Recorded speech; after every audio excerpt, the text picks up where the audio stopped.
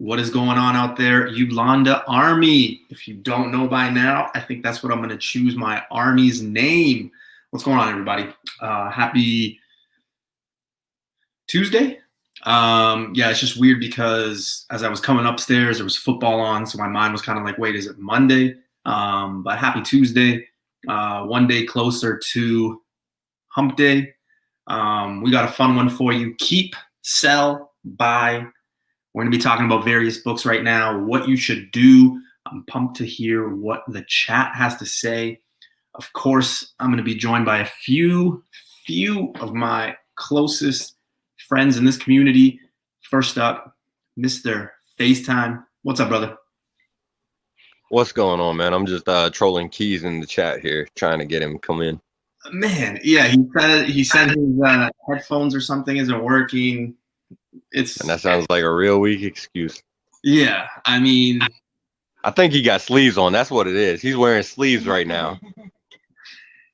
I don't know. I wouldn't be surprised. I don't know. Maybe it's all a charade. Who knows?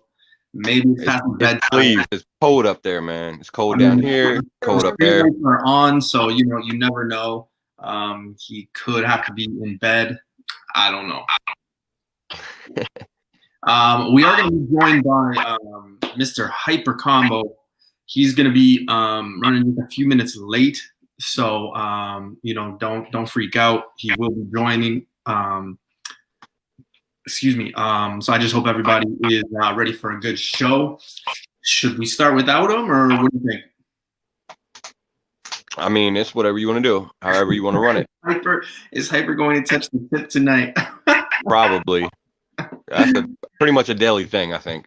I think it's funny because he's not even here, so he won't even know. He's gonna have to catch this comment on the rewind. So right, he's gonna love it. But quick road call on the chat here. What's going on, Ruben? Conan the Librarian. Raider Bear, Conan the Librarian. Yeah. Raider Bear. Bricks. We got Comics Talk Weekly. Bricks again, Keys, Kid Collector. We got Mama Comics, Miss Lucy. What is going on? We got Mike. So we got a few people. Speaking of people, we've got Mr. Quebec himself, Mr. Hyper Combo Comics. Mr. What now? What did you call me? Quebec? Oh, there he is with the Venom shirt. What's up? What's up? Nothing much, man. Nothing much. Sorry, man. Everybody was worried.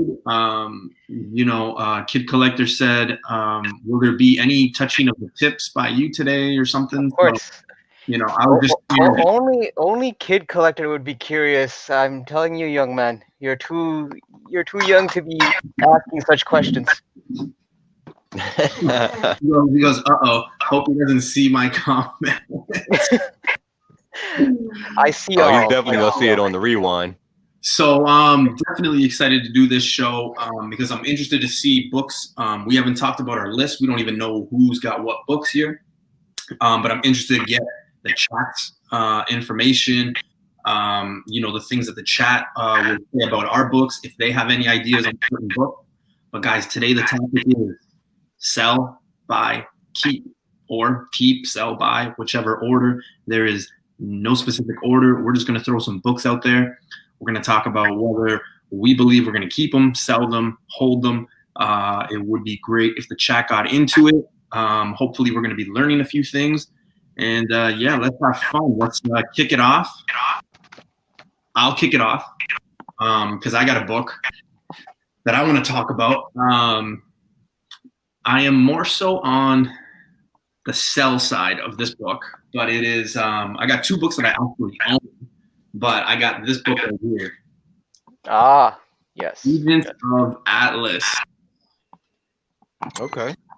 I don't know. I got a few copies. I'm at the point where I'm, everybody says keep.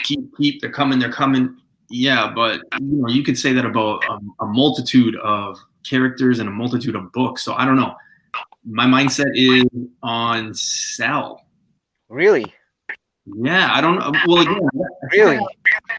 Okay, I think we're gonna get our first disagreement. Oh, 4 for copies. sure. No, it's not a disagreement. It's just that's where my mind is. My mind is, Yeah. you know what? I think I might sell just to get something else. I don't know. Because I have been holding on to this book for a while. And before we continue, I think we should also make it known to the chat. Look, we're all collectors. Don't hold us to the fire when we make these picks. All right, we're specking just like the rest of you. These are just our 2 cents. Yeah. If stuff doesn't pan out, don't come to us. We all got to make our own decisions. But Yeah. this is just our take. All our own opinion. This is why this topic rather is very interesting and fun, is because we're getting a lot of people's input. We're getting a lot of other Exactly. views. Sometimes you have a book and you don't realize what you have because some of the information or whatnot. Maybe you might hear some new information. So just keep that in mind when we're talking about these books. So first up was Agents of Atlas #1. Keep, sell, buy. Hyper, you're saying keep? 100% keep. Because look, it's just the tip of the iceberg. I know a lot of people are gonna get a kick out of me using the word tip now. This book, came out in 2018, 2019, I think. I think it was 18. 18. Okay, at least a year and a half, 2 years ago. A lot of these characters, I know they have their own solo series, which for the most part haven't exactly been critically well received. I just think there's a lot more room to grow with these characters, and especially with the Shang-Chi movie on the horizon. I have a strong feeling that some of these characters will probably factor in, especially because Shang-Chi is actually part of the New Agents of Atlas as well. So, and we do know that Disney is trying to tap into that Asian, Pan-Asian market. Yeah. So I think there is a higher ceiling for this book, and if you have them, I would say hold on to them. I have a couple of copies myself, like first and second print, so I'm actually holding on to my copies. I mean, sure, you could make some return. I mean, you definitely would be able to flip them, but I would say, why would you want to make only $10, $15 profit when you could probably make more? That's my take. Comics Talk Weekly has this comment. So in general, when you keep, is it because you think it appreciate more? Yeah. So I think we all have comics that we keep just because it's important to us. Me, obviously, you see in the background, I'm all Iron Man up. I have a lot of Iron Man books that most people wouldn't think twice to get, but they have value to me, just like every collector. These books necessarily that we'll be talking about are basically books that we either got advice on, we bought because it was going to be something, we think it's something. So yeah, we're kind of thinking it might appreciate more or not. So yeah, that's where we're at with this segment. Yeah. Getting that should because really there's really 2 types of, I guess you could say, FOMO you could kind of have. One is fear of selling too low or fear of buying too high. Yeah. I mean, and in this case, I'm leaning more towards fear of selling too low. I just think that, and I think we also have to put into context at what price you bought it for. Like in my case, I got it for cover price. So for me, even if I flip it, I still make a return. But I'm just looking. I paid for it? Sorry, say that again. You want to know how much I paid for it? Tell me. Okay, let's go high or low here. Give me a number and I'll tell you high or low. All right. Well, if you're making me guess, I'm guessing what, like 10? I paid $1. Oh, so you found it like in the dollar bin? I paid $1 at this guy's house. He had that's where I found my Calvin Ellis book. Yeah, just a guy that basically, he knows his stuff. I know he knows his stuff because he knows a lot of people in the comic community in my area. Mm-hmm. He had some books that I don't think he looked over, I guess, you know what I mean? Because even Keys made out like a bandit in some of the books he picked up for $1 and things like that, $2 bins that he had. But yeah, I picked it up for $1. Awesome. Well, you picked up one copy though? One copy of the first print, and then I have I think 2 copies of the second print. And if I'm not mistaken, Keith picked up a ratio variant of it at this. The ratios are if you could find those on the cheap, I would definitely. Yeah, I think he picked one up at that comic warehouse that we usually go to in Kitchener. I could be wrong, but I remember coming across it, and I think he picked it up. Like even for the ratios, I'm actually willing to pay a little over ratio actually for those as well. Yeah, For those I wouldn't mind. But yeah, man, that's my take on it. Face, what do you think about Agents? Yeah, so I don't know. I mean, I think in my opinion, this book is gonna be a buy and a keep, really. Yeah, I definitely think you want to buy it because I don't think if you're gonna buy it, I don't think you're gonna see a lower price on it than it is right now. It's not really heavily in the public eye, I guess, at this point. Yeah. So yeah, the price on it's not too horrible. If you have it, yeah, I think you want to keep it for a little bit. The thing is, Marvel has evolved as a media company, and they have the advantage of being under the Disney umbrella, and been so successful now, they can afford failures. So you're gonna see characters from like these new agents to Atlas probably show up in like at least a Disney Plus animated series or something like that. I don't think we're gonna see him in the MCU or anything. No. I mean, there may be one or two of them here or there, but I don't think you're probably gonna see a new Agents of Atlas movie anytime soon. No. I don't. No. Or even a live action Disney series. Now there was More than likely it would be animated. There was a time, I want to say May, maybe early June. This book was getting a lot more traction. I remember people were going, a little, I wouldn't say nuts, but like, people were buying them up everywhere they went. Yeah, I didn't find them. Yeah, I think the deal behind that was, I believe there was some news of some sort that Disney signed some kind of deal with like an Asian television marketer company.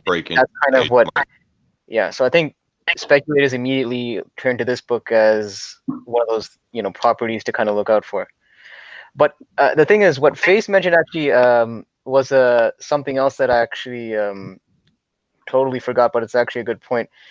When you have a book that has multiple first appearances, there's a lot more chances of at least one of those characters, popping up. Whereas, like, if you only have one first appearance in a book, your odds are obviously a lot. Right. It's one of those books like Strange Academy, exactly. Is another one. Or Young Avengers, even like those multi-appearance books are usually a solid buy. You know what I had when Union #1 came out? I kind of had the same mindset with this book. Right, yeah. Out of Union 1, I automatically thought of Agents of Atlas. Mm-hmm. Like the British version. Yeah, and I just kind of had that mindset. So, yeah. I don't know, but yeah, so I'm assuming the consensus I actually read the Atlantis Attacks miniseries that used the Agents of Atlas characters, and it wasn't bad. It wasn't anything, it wasn't anything groundbreaking, but yeah, I heard that Tide barely has a thread to King in Black almost near the end. I'm told, like, yeah. All right, so consensus is keep it. I'm assuming everybody's on board with keeping it. I have not seen anyone in the chat or even you guys say sell. So I guess it's gonna go back into the PC and hopefully collect something. You know what I mean? I mean, I paid $1 for it, so I don't think I would lose money regardless of what I sold it for. You know what I mean? I mean, I get your point of view because since you paid $1, anything at this point would be a return for you. Exactly. But I'm looking at it as because you spent $1, you could afford to hold on to it. It's like you didn't like spend $50 on it that you feel the need to sell it right away. You know what I mean? Yeah. So. All right, who's up next? Let's hear it. Hyper. Okay. Let's see. Okay, here's a book that's fairly recent, and I'm actually curious because I kind of want to know everyone's opinion on it because I kind of bought into this issue. Dark Knight Death Metal Legends of the Dark Knight. Robin King? Yes, that one. The Robin King issue, okay. the Yeah. one that like I take like 10 minutes to say the title because it's way too damn long.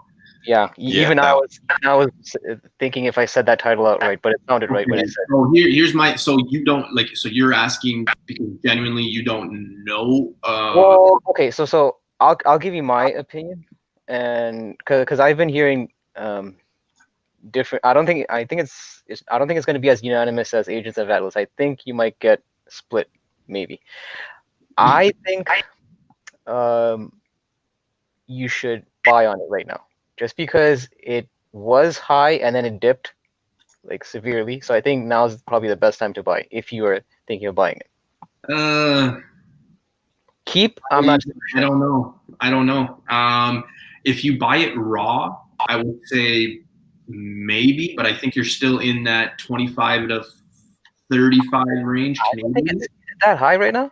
Yeah. So mycomicshop.com has had at least 1 to 3 copies every week for the past month. They're 9.6s or 9.8s, and they're going for like $50, $60 American. Hold up, let me check this up because I feel like it's dropped drastically since the last month or so. Yeah, because I'm like seeing it for like $12 Canadian on eBay. Yeah. Keys has a few copies.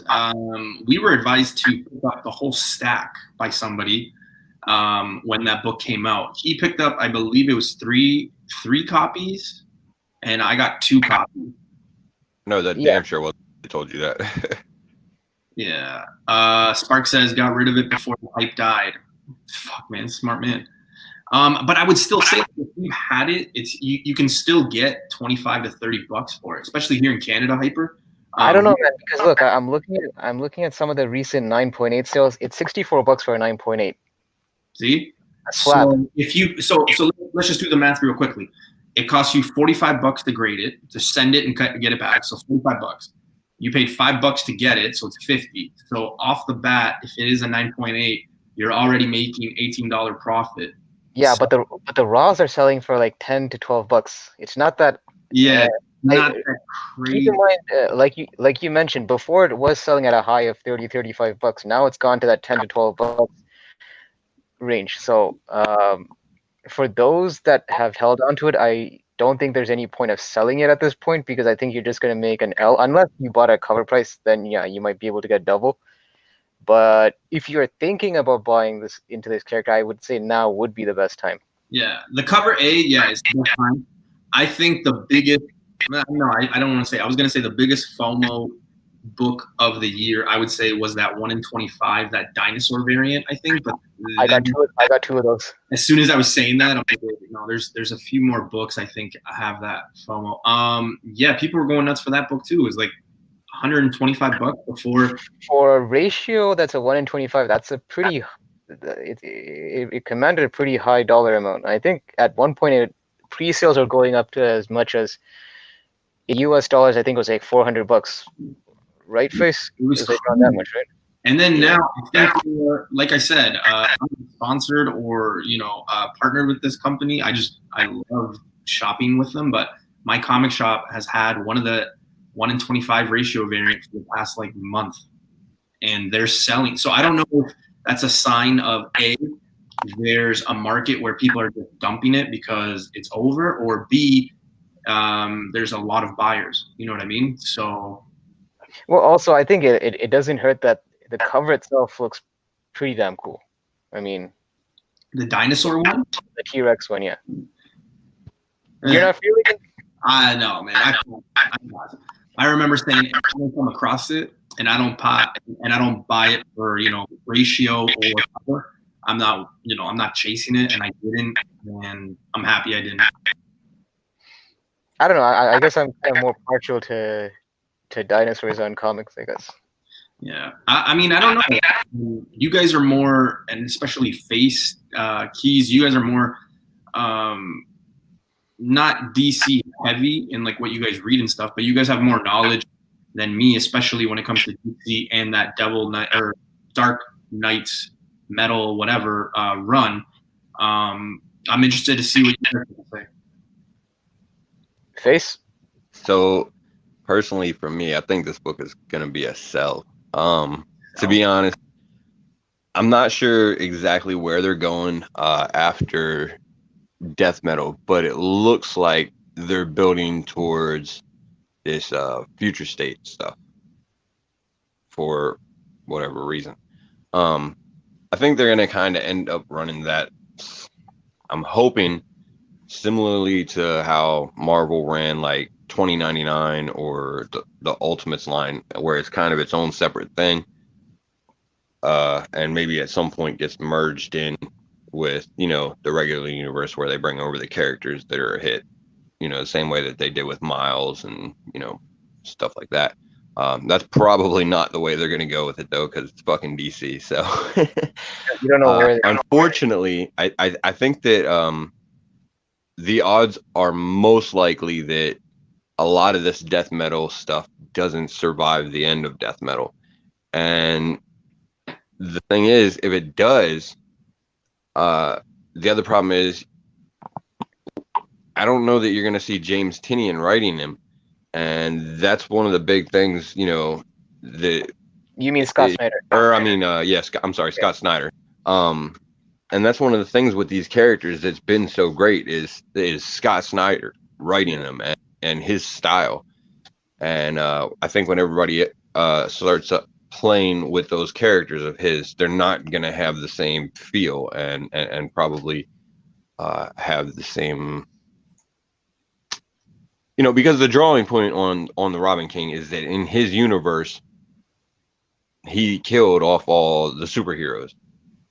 So if they bring him over into the regular fucking universe, like, you kind of got to top that. And like, who the hell are we going to let him kill off at DC? Like, they're not going to start letting him kill off the fucking big guns. No, they might just neuter him. So, yeah, if they bring him over, he's kind of a failed character from Go. Yeah, unless they kind of nerf him. Or they do a solo thing where they just do Robin King on his own kind of thing. Yeah, it'd mostly have to be like Elseworld stories and stuff like that. Yeah, so I don't know. I mean, for me, it's a sell. Like I said, I bought 2 copies the opening day, the day they got released, and then I stumbled upon another copy. I basically sold any copy I got. I have 1 left. Yeah, it's a sell for me as well. So the thing is, another thing I wanted to mention about why I still feel strongly about this character is just because I read that portion, because Legends of the Dark Knight is basically a collection of different short stories, and I read that portion of the origin of Robin King. And just like Kid Collector said, I do feel that the character is has too much of a fan base that I don't know if DC would be willing to, even if they had, let's say, plans of, you know, discarding that character initially. Just like, I'm not going to say it's the same level as Punchline, but almost at the same level of Punchline, where they realize that there is some traction to the character. So I have a feeling that might sway DC's decision. Again, like Face mentioned, we don't know which direction DC's going these days, but it just seems like if you read the character's origin story, it was just a pretty badass origin, and it's not something that you've actually seen before. And it was like, when I read it, I was like, it was like one of those oh shoot kind of moments. You know what I mean? You don't really get that often, especially. I will say, Hyper, when that character was announced, but when people realized what that book was going to be, there was a lot of hype for it. I mean, people were going nuts for it. Yeah, like Wednesday afternoon, that book was like $60-$70. Even before Wednesday, it was, I believe, on eBay for like $40 or something like that. That was one of the books that a lot of people got in a lot of shade for having multiple copies, myself included. I remember I took a snapshot of the copies I got. The guy, like, basically, you know, went all rude on me, I guess I would say, to keep it PG. Yeah, not just you though, not just you. Yeah, you know, like, it is what it is. But yeah, that book was definitely a hot commodity at the time of release for a few weeks. I don't know. I'm with Face on this one. I'm trying to sell my copy. I'll be honest with you. I'm trying to sell my copy. It's funny. I will say this though, if he does survive death metal, there's a chance you might see them show up in the Nightwing series because Scott Snyder's supposed to be moving over to that. Right. And, you know, the Robin King could be a good sort of character for Nightwing to take on for a little bit. No, that would be that's really the biggest hope for that character, to be honest, is that Scott Snyder continues writing. Although his actual origin, not his origin, it was actually Tinian, I think, that actually wrote his story in Legends of the Dark Knight. So even if Tinian Tinian can write anything, so Tinian and Snyder, man. I really hope Keys is in this chat still I know its Face is up next, but I really hope that Keys is in it the next book that I go, because we kind of have butting heads on the next book. So I really hope he didn't go to bed yet. So Keys, I hope you're in here. All right, I guess Face is up now. Face, you're up, sir. All right, so I'm gonna go with one that's currently pretty hot, and I'm gonna pick Something is Killing the Children, #1. Oh snap! Yeah, keep. Yeah, that's a keep. That's a keep. Actually, wait, hold on. Let me think about that. It's definitely not a sell. Okay, so hold on. Are you talking about Face? Are you talking about just cover A, or are you talking about like a certain variant? I mean, really, any of them. Although cover A would be is the most sought after at this point. Yeah. You generally, I think, want to go with cover A. Main covers. The store exclusives are always dicey. Now, I will say that for Something's Killing the Children, they do seem to be holding really good value. So it's one of those like sort of rare series where just everything that comes out for it is immediately fire. Yeah. 2 comments I'll make about this is one, Brian from Simple Man's Comic, I think we'll talk about this like before it got traction, because I remember watching what he did, made me like kind of do my research on the book, and I passed up. See, here's the thing. Sometimes I'll pass up some of these books that people might be talking about, and I'm like, wait a minute, no one's talking about this. Why am I going to spend $40 on that when I could spend $40 on, say, an established book, let's say, right? So I ran into a problem where I passed up two chances to buy Something is Killing the Children #1 for $30 and then $42. And they were like near mint. This was probably back in January, February. Okay. So yeah, and now to see where that is, where the buzz is, you guys hear me saying about markability and things like that. I could totally see this thing blowing up and being bigger than it actually is. I can also see girls dressing up like the character for Halloween. They're already selling that bandana in some place. You know what I mean? Like, just it has that Hollywood feel to it already. I would keep it if anyone has that copy. I would keep it for sure. And her costume's perfect for the lockdown. I mean, she's already has a face mask and everything. So yeah. Something's Killing the Children is going to blow sky. Yeah, exactly. I just, when I see people sell it, I don't know. Everybody has different finances, different situations, different books that we go for, but that one is a book I would definitely keep. I mean, it really depends how comfortable some people are on what return they want on their books. Like, some people are good with just getting double their what they paid for, and some people don't mind holding it out for the long term if they see a greater ceiling. In this case, I do think there is a greater ceiling. So okay, question. Yeah. If you had Something is Killing the Children, and you were offered to trade it for, say, Strange Academy 1, would you do? Face, I'll let you actually. Hell no. Hell no. Okay. No, I'm just wondering, because those are the two that are really very popular, right? A lot of traction on both of them. So I just figured, is that? No, I'm gonna say keep Something is Killing the Children, because I think between the two of them, Something is Killing the Children has the lower print run. It has that going for it. Yeah. And the thing is also, Strange Academy is only on issue 4, I believe.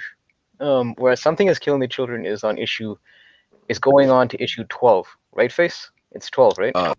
13, I think. And I've been following the series, and normally, when you read some series, there's like a down issue or like certain lulls in the series. I'm telling you right now, from issue 1 till issue, I think I'm one issue behind, probably, but issue 11, I have not like my interest has not waned on the series one bit, and I can't say that for a lot of series I'm reading these days. I know I'm kind of hyping it up, but it's really that good. Yeah, and it's one of those books that's like weird because it's the print run on it has continually gotten higher because so many more people are getting into it. I know it's fire. First of all, I know it's fire. Trust me. Yeah, Department of Truth also up there. Zombie Dance. Yeah, that's another one we'll talk about later. Yeah, Zombie X Dance is saying, can you guys see the Something is Killing Children reaching a high issue number? What are we at now? 12? Well, like, what does he mean by high issue? Like what? Like in the 50s? You mean? Like, I mean, you look at it like this: Walking Dead ran for 193 issues, and honestly, he could have kept going on with it. Erica Slaughter and Something is Killing the Children is James Tinian's baby. I think he's got plans for it for an extended run right now, and he's probably built it in a way that he can continue it. It's looking like, probably the big bad that she's going to end up having to fight is, the order that she's with. And, that's definitely going to take time to establish all that and get to that point. And then where she's fighting probably against them is going to take an extended period of time, a couple arcs for that. So, yeah, I think I could see it going for a good while. We live. Recount. Newbie, it's We Live. We live? Oh. No. Chalk that up. Another one. Maybe one I fucking butchered. Jesus.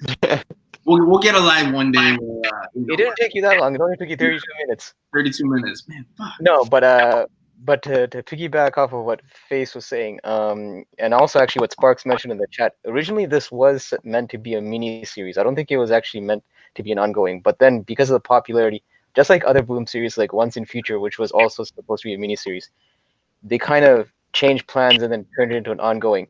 Now, if the series was just based on finding the monsters that are killing the children, it's one thing. But the fact, as Face mentioned, you're talking about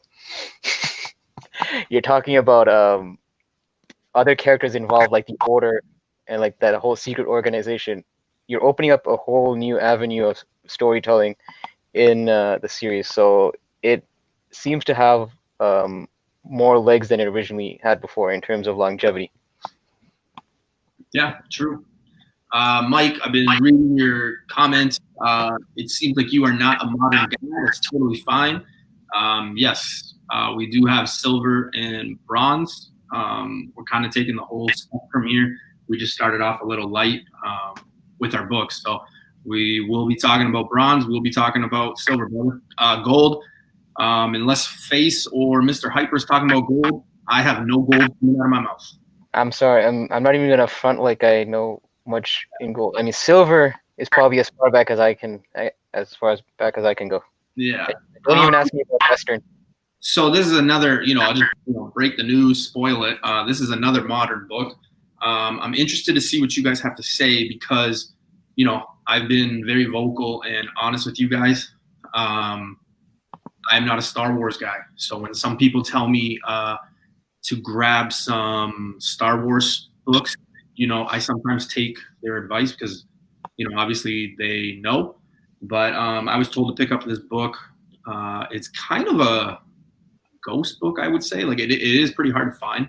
But and Keys, I think Keys will have something to say about this. But this is the first appearance of Cad Bane, who is Cad Bane. Cade, whatever. So it's Darth Maul #2. It is a super low print run book. Yeah, I don't know. The variant for this just kind of went up in price.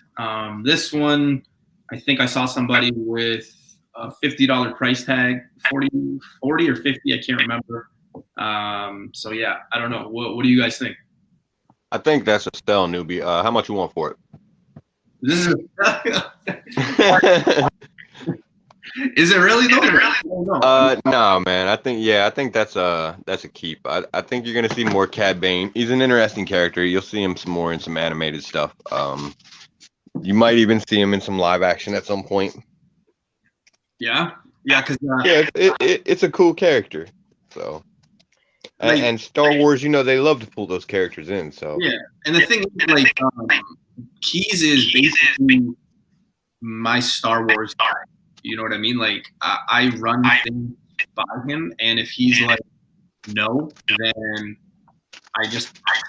But it's hard sometimes because then we run into that issue with Darth Vader #7, and where he was like, no. Yeah, everybody and their grandma was buying that book, so it's just hard sometimes, right? But Keyes is also more of a purist for that, for the Star Wars. I mean, the thing is, like, so I'm a Star Wars fan for that, and for that Darth Vader 7 and 6, 7, 8 and all that whole run with Ochi from of Bastoon or whatever. I like the character and everything, but the reality of the situation is he's a Sith assassin that's fighting Darth Vader in a comic. Like, the odds don't look good for this fucking character to last. Like, I feel like Darth Vader's gonna kill him here soon, and that's gonna be the end of Ochi of Bastoon. Yeah. And listen, I don't have 2 cents I can throw into this conversation because aside from the movies, my comic knowledge of Star Wars isn't up to snuff. So yeah, but even the man himself, Mr. Keyes, is saying keep it. So I don't know. Maybe he's had a few weeks because I think I purchased this book in May or June, so it's been a while. So maybe he changed his mind on it. Yeah, okay. Because I was. Yeah, I like Cad Bane to show up more. Okay. I think you'll see some increase in value in it. Maybe not a lot, but I do think you'll see some. Yeah, I picked up for $15. I think 15. Yeah. Yeah, that's not bad at all. 15 all in with the shipping and the taxes and all that jazz from eBay. Right. So it's not that bad. Who dies while hunting? I just don't like. Newbie touching Star Wars. Hype next. Hey man, I'm trying to expand my mind here. I'm trying to expand the knowledge. I'm trying to get into things here. So Keyes is basically broaden his horizon. Keyes is telling you to get off his lawn. Actually, this weekend, I will be watching the first one. So I haven't decided which one I'm going to watch, but for my weekly winter thing, this week I'm going to be watching it. We should do a segment like near the end of the show where you give us your take on the movie. Yeah. I probably couldn't give out where I live anymore because people probably put me on a cross or like burn my house down. But we'll see. We're definitely gonna have to talk Star Wars after he sees the movie. Yeah. All right, Hyper, you're up for the next book. Oh crap. It's me again. Okay. All right, let me pick a Spider-Verse character. Actually, no. Wait. Let's go. I know we're still kind of sticking to modern a bit just because I'm having a bit of a brain freeze. So let me just go with the book of the week. Naomi. Oh, okay. I don't know what were you thinking I was gonna say. I thought you were gonna go Dragon Ball, Daredevil. Dragon Ball Z? What the hell? No, I think. I mean, I don't know. Maybe we could touch on that book, but I feel like that book's almost been talked to death at this point. Yeah, I like your nail. Sorry? I like your Naomi pick. Oh, this? Yeah. No. Like the first book you were gonna say, the Naomi one. Oh, okay. Yeah. Yeah, I mean, just because it's gotten back up in value again, so I figure let's bring this up for discussion. Okay, so in my opinion, I don't think it's the best time to buy because it's already it's catching that high wave again. I would say so it's buy, sell, or keep. I would say sell if you have it. Yeah, I would say sell at this point. Because the next wave, I'm gonna agree with that, man. Yeah, that's definitely a sell for me. Like, okay, it's a cool character, and I get it. We're getting a CW show, but oh man, I really I hope for the best, but CW's kind of doing a lot right now in comic books, and it's slowly been getting lower quality. So I'm not expecting a whole lot to come from Naomi getting a I series. don't either, man. And I personally think if you have the book, sell it right now. yeah, the thing is, Yeah, I mean, you might see a spike when like a trailer hits for the series if like the outfit's cool and everything like that. But I think once the series actually hits, I think it's gonna probably be a disappointment. I'm looking at things that that might hit better than that for DC and all that, and like I'm thinking like Static. I think that's probably a better bet than Naomi one. Like I really do. I don't think like I get it. Somebody had mentioned, actually, I think it's Face that mentioned it, but the writer, the female writer that came out and said, "Hey, we're gonna do this," is also writing something else. Ava DuVernay. Yeah, she's like in the midst of writing or doing something right now. So yeah, she's working on the New Gods movie. Yeah. So it was So I mean, if you have it, I'd probably sell it right now, and then probably buy it on the downside in a few months where there's literally no buzz. Come February, March, there's probably going to be zero buzz on it. You could probably buy it for a fraction of the price, and that's kind of where you want to buy the books if you're really into this character. Me personally, I'm not going to buy something just because CW has this news out. For me, it's a pass. It's a sell. If I had it, I would be selling it right now. You know what the funny thing is? Because someone mentioned how the third printing is heating up. So when I bought the first print, I bought it for like about $40 at a con last year. I bought the final printing just because I wanted something as a reader copy because I wasn't going to open my first print. I wanted to kind of keep that, in mint condition. But now that third print is already a $30 book in and of itself. So even that printing that I was going to reserve as my reader, that's also kind of catching heat. But yeah, man, I mean, I think I think it was Sparks that mentioned it also, and I agree. The next wave would probably be when that trailer hits or when we got a major casting news about who the character Naomi, like which actress is gonna play Naomi. But that might be for a while. So I would say sell it if you have it. In my case, I'm just gonna hold on to it just because it's, as a collector, I'm just going to keep it. I'm not really looking to profit off it yet because it's also my only copy. Yeah. And I actually do think there's potential for the character just because she's a young character introduced in the ECU, and she does have ties somewhat to Superman. And she has been appearing in other series like Young Justice and all that. So it's not like she's just in her own self-contained miniseries. She has been popping in other parts of the DCU. So I do feel she has potential, but we still have a long ways to go before we get there. And I should probably like add a disclaimer that I advise or whatever, however you want to phrase it, selling a book or whatever. But at the same time, like I would keep a copy in my PC, but then again, I would keep a copy of just about everything in my PC because. I've been getting into that read the shit sometimes where I try to get 2 copies of each. You know what I mean? Right. When you come out, when a book comes out, like if I have really, when we do our shows and you have all the information and you get that leaked information of like, oh yeah, for sure. I do my best to get 2 copies because I know I'm gonna have that.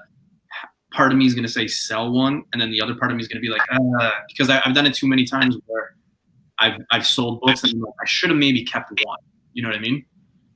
Yeah, and the thing is, that's something that I kind of learned as I went along as a collector. Because when I went into this hobby like 2 years ago, I was just buying one issue and that was it. To me, it seemed illogical to buy multiple issues for the same book that you're holding. But now that I've been in the hobby for a bit, I can see why people want to have multiples, just so that they don't get that FOMO when they sell that one copy and then they regret Mhm. parting with their collection. So Yeah. yeah, but Not a bad book. I mean, it is the top of the town right now. I would say if you had to categorize last week in 2 books, you would probably say Daredevil 25 and Naomi. For me, it's a sell. It seems like in the chat, everybody's saying sell as well. I think we're all under the impression that it's probably going to come down in price, and the spec with the CW and all that is not as strong as we think. So I think there's time to get this. yeah, and I mean, just to put it in context, before the news hit, the book was selling around $30-$40. You could get a good copy for $30-$40 raw. Now I believe it's gone up to over $100 raw, and a 9.8 is about $300 if I'm not mistaken, at least. Crazy to me, man. So All right, Face, what do you got for us, sir? All right, so this one's it's not older, but it's from like I think man, when did that come out? Shit, I don't even remember. Maybe the early 90s, late 80s. But Teenage Mutant Ninja Turtles Adventures #1. Now I didn't go with the actual #1 Teenage Mutant Ninja Turtles because that's just unreasonably fucking expensive at this point. Unless you go for the second or third for most people. Yeah, I mean that's a 5-digit book, so I wanted to get another one in the Ninja Turtle series, and that's a pretty quality book. It was first appearance of Rocksteady and Bebop, Krang, Right. And it's got some good value. It's been going up pretty consistently. So, what do you guys think on it? It's iconic. They're iconic character. I mean, when I say iconic, I mean Teenage Mutant Ninja Turtles is popular. I would sell it in the sense that Turtles is hot right now. Yeah. Unless you're gonna, you guys have heard me say, just to put into perspective what a book means to me. Like sometimes I'll say, this book is going in my coffin. Obviously, the book is not going in my coffin. I mean, maybe, but that just shows you the stability of how much the book means to me. Just like everybody has their grails, their books that they want to keep. I think right now, if you're not die-hard Ninja Turtles and you want to make a few bucks, I'd probably sell it. Yeah, especially because I always look at what that book was selling for before it started getting hot, and before it was hitting triple digits. I think that book you could easily, and correct me if I'm wrong, Chase, but I think you could easily get that book for $20-$30. Am I wrong? Yeah. No, you're not. So it's almost like you've already seen where the low is. So, and now you're seeing the high. The high is really sustained because of the current influx of Turtles we're getting with The Last Ronin, and with the news of Turtles hitting Nickelodeon, and also how the current TMNT ongoing is also getting a lot of good, reception from, people that have been picking it up. So it's just a lot of Turtles everywhere. So yeah, this is the time to sell it, unless it's a book again that's close to your heart and this is your thing. Like I could see like the two people that come to mind to me is if Burke or Panda had this book, they would probably like go nuts with us saying sell it, right? Like, but that's just because they're turtle guys. So yeah, for me it's for me it's a keep, and I'll tell you what. I read an article the other day that was pretty interesting. I'm not sure of the accuracy of it, but the claim in the article was that there's the only major comic book that's never went down in value is Teenage Mutant Ninja Turtles 1. The actual, that's the only comic book that's never really gone down in value, of major keys like that. Amazing Fantasy 15, Action Comics, Detective Comics, all of those have went up and down in time. Ninja Turtles hasn't. Now I know those comics have been around longer, but the article also claimed, you know, in the same time frames that you know those comics were out, as far as how long Ninja Turtles have been out, they had those fluctuations. Teenage Mutant Ninja Turtles Adventures is pretty much, I want to say it's basically on the same road. It's consistently went up in price as long as it's come out, and I don't really think that you're gonna see it probably go down. Teenage Mutant Ninja Turtles is going to continue to be popular. You're going to continue to see stuff with them, and they're going to be hot because you're going to see series like The Last Ronin where it draws a lot of attention to it, and then you got movies coming from Seth Rogen and everything else, you know. So they're going to stay in the spotlight for a while. The thing is, I don't think. Yeah, I agree that I don't think it'll be hitting the lows of the $20-$30 as it used to before. I think those days are kind of gone for this book. I'm not sure though that if it can sustain the high level it currently has right now, because my feeling is especially once that last Ronin series, which it seems like we're getting an issue every 2-3 months apparently, because I think that issue number 2 is only coming out in January. Yeah, it's got a really release schedule.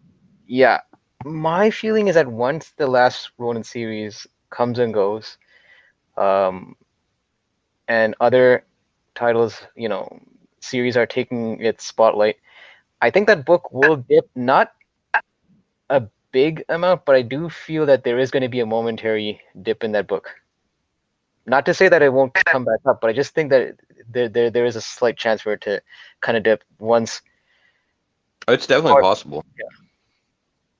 I personally, I think you're going to see it end up going up in price. You know, because as newer collectors get in, these books, yeah, I mean, they are fairly modern, but, you know, there's collectors that are getting into it that weren't even born when these comics came out that, you know, are going after these comics now. So, you know, unfortunately, the thing is we are starting to get older, and there's starting to be new generation of comic collectors that are going after some of these older issues. And I think, you know, a lot of the comic industry is starting to see that influx of collectors and everything, which is really good for the industry. So, but, you know, Face, are you applying this to both the newsstand and the direct? Because I know the newsstand is going for a lot more than the direct. Yeah, that newsstand is hard as hell to find in good condition. And also the Canadian price variant also. I think those two variants. Yeah, any of those variants are pretty hard to find. So I'm going to switch gears here. You know, I try to be fair with everyone, so we're talking a little modern. I think this book is bronze. However, before I talk about my book, I do want to acknowledge the chat. The chat was asking about Amazing Spider-Man 316. First cover of Venom. First cover of Venom.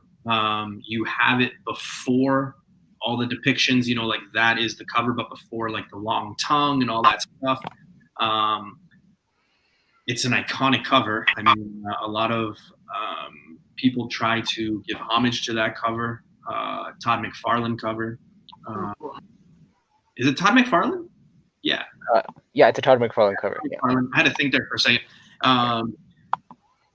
Again, because I saw a comment in the chat where it was like, hey, you know what? If Venom and Spider-Man don't show up in the next trailer, like what, you know, I don't know about that book. The problem with that book is it's very iconic, so I think it will hold value. If you're looking for that book to be $1,000 book, I think you're looking at the wrong Venom book. Yeah, it's.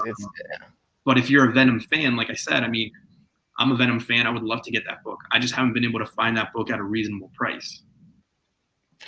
So, yeah. Yeah. So the thing is, I too am a Venom fan, and I'm also collecting different iconic covers and whatnot of Venom.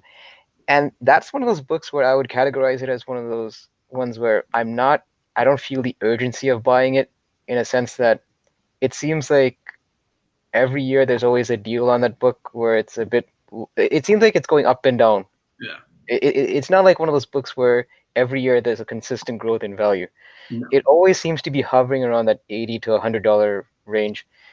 And I mean, for sure it'll probably have that spike when the Venom movie comes out, like all the Venom books will probably catch some heat when those movies comes out. But it's just one of those books where I feel that if you're looking for it, I would kind of put that at the bottom of your priority. If you're looking at it as like an investment book, I would put it at the bottom. Unless you really want to keep this book and it's a book you're going to keep, I would then go after it or keep it. But if you're looking at it for an investment, I would probably put my money somewhere else. And the thing is, if you are looking at it from an investment, that's one of those books that you kind of need to get a really, really high grade. You can't settle for a VF copy on that book. I mean, ideally, obviously, we would want a 9.8, but I think a 9.8 on that one is at least over $1,000. Yeah, very crazy. Now, I don't want to get too crazy with this book.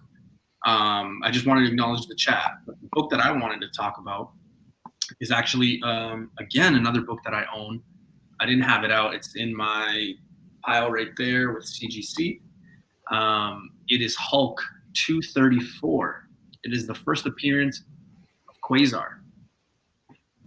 There's been so much hype around this book early on in the year, early on in the summer. I think it has died down. I paid a reasonable price, but reasonable is just another word for expensive. You know what I mean? Newbie, I'm really glad you picked this book, but I don't think you're going to be. Yeah, and you guys have heard me talking about, just where I think the Quasar movement is going. I think it's going to be an Avril. What's her last? Hyper, help me out with the last name. Kincaid. Avril Kincaid. I think they're gonna, if anything, go the woman route on this role. It's just a feeling. I don't know. But what are your thoughts? Because I'm really torn because I want to keep the book just because to get my money back, but at the same time, I just kind of want to sell it. But I'm looking at the prices and thinking, I'm taking like a huge loss here. Face, you want to take this one because Quasar is not. I'm not too hip on Quasar, so I think Face would be better. Sure. Or even the chat. I'll jump in on this. All right. So my opinion on this is honestly, it's a keep. Whoa, I'm shocked. I thought you were gonna go the other way. Well, the thing is, like, it's a keep, but I think you're gonna have to keep that shit for a really long time. Because the thing is, whenever they introduce Quasar, and I do believe they're gonna introduce Quasar. Yeah, it's just a matter of time. I think it's going to be the Avril Kincaid version. They've been staying with the most current versions in the MCU. We've seen them. I was just thinking of what I was doing. Actually, I'm sorry. Captain Marvel, obvious one. Captain Marvel. They went Carol Danvers route rather than Wendell Vaughn or whatever. So I think they're probably gonna go with Avril Kincaid because it meshes up with the comics, and I think they kind of want to keep them sort of similar, maybe not running the same, but very similar. Now, that being said, when they do introduce Avril Kincaid, I think they'll give some sort of shout out to the previous Quasar. In some form or fashion, and eventually I think that could lead to something like a Disney Plus series where they show his adventures or whatever. They could give that some action. So I think it's a keep, but I do think you're gonna have to keep it for quite a while if you're looking to make some money off of it. Yeah, I think I was like, I'm not tooting my own horn, but like I think I was like the only one ever talking about Avril, because ever since I brought it up, like I noticed some prices are up and then you can't find the book and then people are kind of saying the same thing. So that's another, and I say that because that's another one of those fears that I have, is not necessarily because I said it. I'm just saying the popularity is, I would say, growing. And if we look at the current runs and things like that, so like that's the other side of the coin, I guess you could say, is I'm scared that, okay, maybe Quasar does show up, but it's Avril. It's not, Wendell Vaughn. So that's where I'm kind of torn. I know the cosmic stuff is coming. If you guys look at what's coming next, because guys, if you read, that's the biggest thing. Like a lot of people in the spec game will tell you is, don't look for spec. All you have to do is read the book and see what's going on. Okay, so if you follow right now, not right now, but if you follow what's been going on after, like the team that shows up next, Guardians of the Galaxy is Guardians of the Galaxy, Adam Warlock, Quasar. It's just these people that you're going to be seeing, like all that Nova stuff. So you have to kind of pay attention. So that's why I was pretty big on it. It's just I'm torn because even me personally making that spec about Avril, I think that's the way they're going. So yeah, I don't know.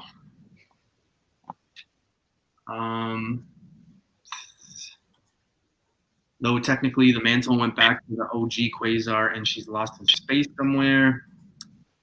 I do Cosmic Warlock video on my And Noob, you mentioned about how you're torn between which version of Quasar. Oh, you were pointing your finger at something. Oh, to this comment. Oh, okay. Yeah. But go ahead. Go with your.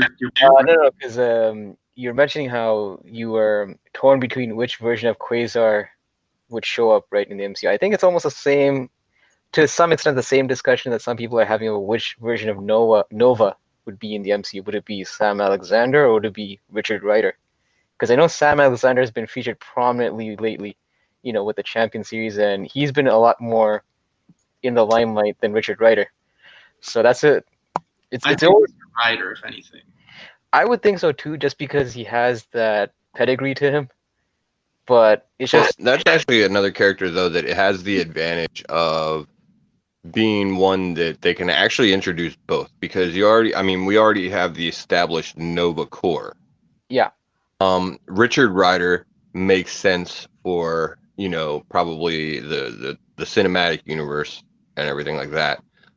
Sam Alexander makes, I think personally, a lot more sense for the Disney Plus series that they're probably going to tie in, because we got Miss Marvel coming already. True. So the Champion seems like a natural progression from that at some point.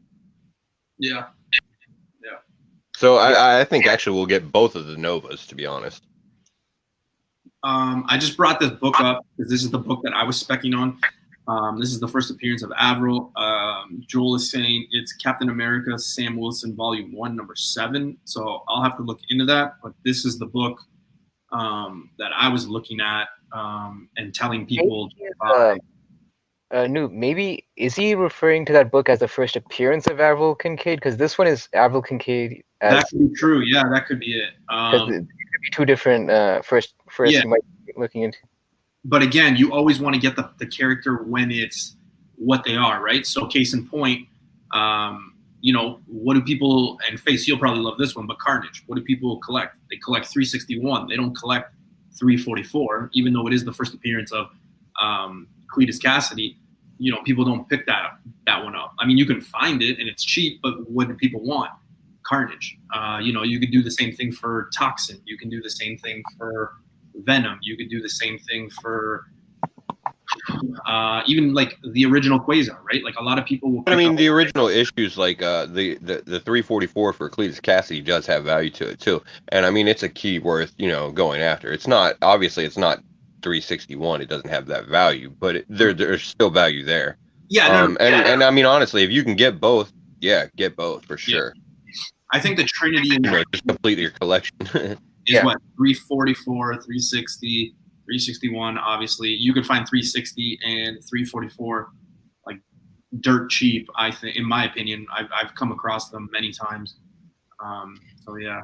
Yeah, the only way that like 344 can catch even more value is if that Venom movie, if Woody Harrelson really nails his character and they really go deep into that whole Cletus Cassidy character.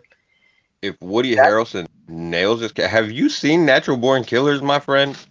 Yeah, no, I'm saying how it's going to be. Yeah. But if the director does not go to Woody Harrelson and say, "You remember playing Mickey? Just do that shit," and you've got this fucking role nailed, he's doing it wrong. That's all Woody needs to do to kill it. Face, you got to remember that movie was also 30 years old, and we've seen what He Robert can De still Niro. do that. Did you see the look on his face at the end of Venom? I'm telling you, Woody still got it. The only thing that I couldn't take him seriously was that Ronald McDonald wig that he was rocking. That kind of killed his. I mean, the wig was a little out there, yeah, but it's Woody Harrelson, man. Now, before we get He just does Mickey. I'm telling you. I'm hoping he brings it. I really do. before we get into Hyper's book, the next book, let's touch on that real quickly. Because I've said it a few times. I have a hard time believing that Carnage will be as marketable and will be around longer just because of the fact that it's R-rated, or it should be R-rated. He's a serial killer. He's messed up. Like, you know, a lot of people want to see that Deadpool / Old Man Logan kind of material with this next movie. I don't know if you can market that. And at the same time, what are you going to do at the end of the movie? Are you going to say that Venom and Carnage are friends? Carnage goes off. Like, are we already setting up the movie to the point where Carnage just runs off in the sunset and that's it kind of thing? So, like, I don't know. I think it could be a one and done. I don't know. Well, I mean, Carnage definitely, absolutely 100% survives this fucking movie. 100%. You see at the end, it might even be an after the credit scene, some little bit of them showing that Carnage fucking survives. There's no way Carnage dies off in this movie. Yeah. Carnage is Marvel's Joker, and they're gonna try and capitalize on that at Sony. And it also helps. They got the fucking guy to do it. They got Woody Harrelson in a role that's just perfect for him. And it also helps that, like Face mentioned, they're not shackled by Disney or the MCU at this point. I mean, who knows? When he's gonna be able to just do his thing. Yeah. So I think that there is, because even myself, right? Like, I have a copy of 361 and a 9.6. Face, I believe you do it too, don't you? I do, yes. Yeah. Me personally, I got it at a reasonable price. I'm just waiting for the trailer, and then it's flipped for me when it comes to that book. The one thing that I'll say about that book is, and I know I'll probably get some backlash over it, because, I mean, you could say the same thing about Venom and things like that, but it is a super overprinted book. Like, you can find this book, I mean, any shop that you walk into probably has this book. You know what I mean? So that's where I think it won't hold up. So yeah, for me, I'm waiting for basically the trailer where we get a first visual of them, and then I'm basically flipping it.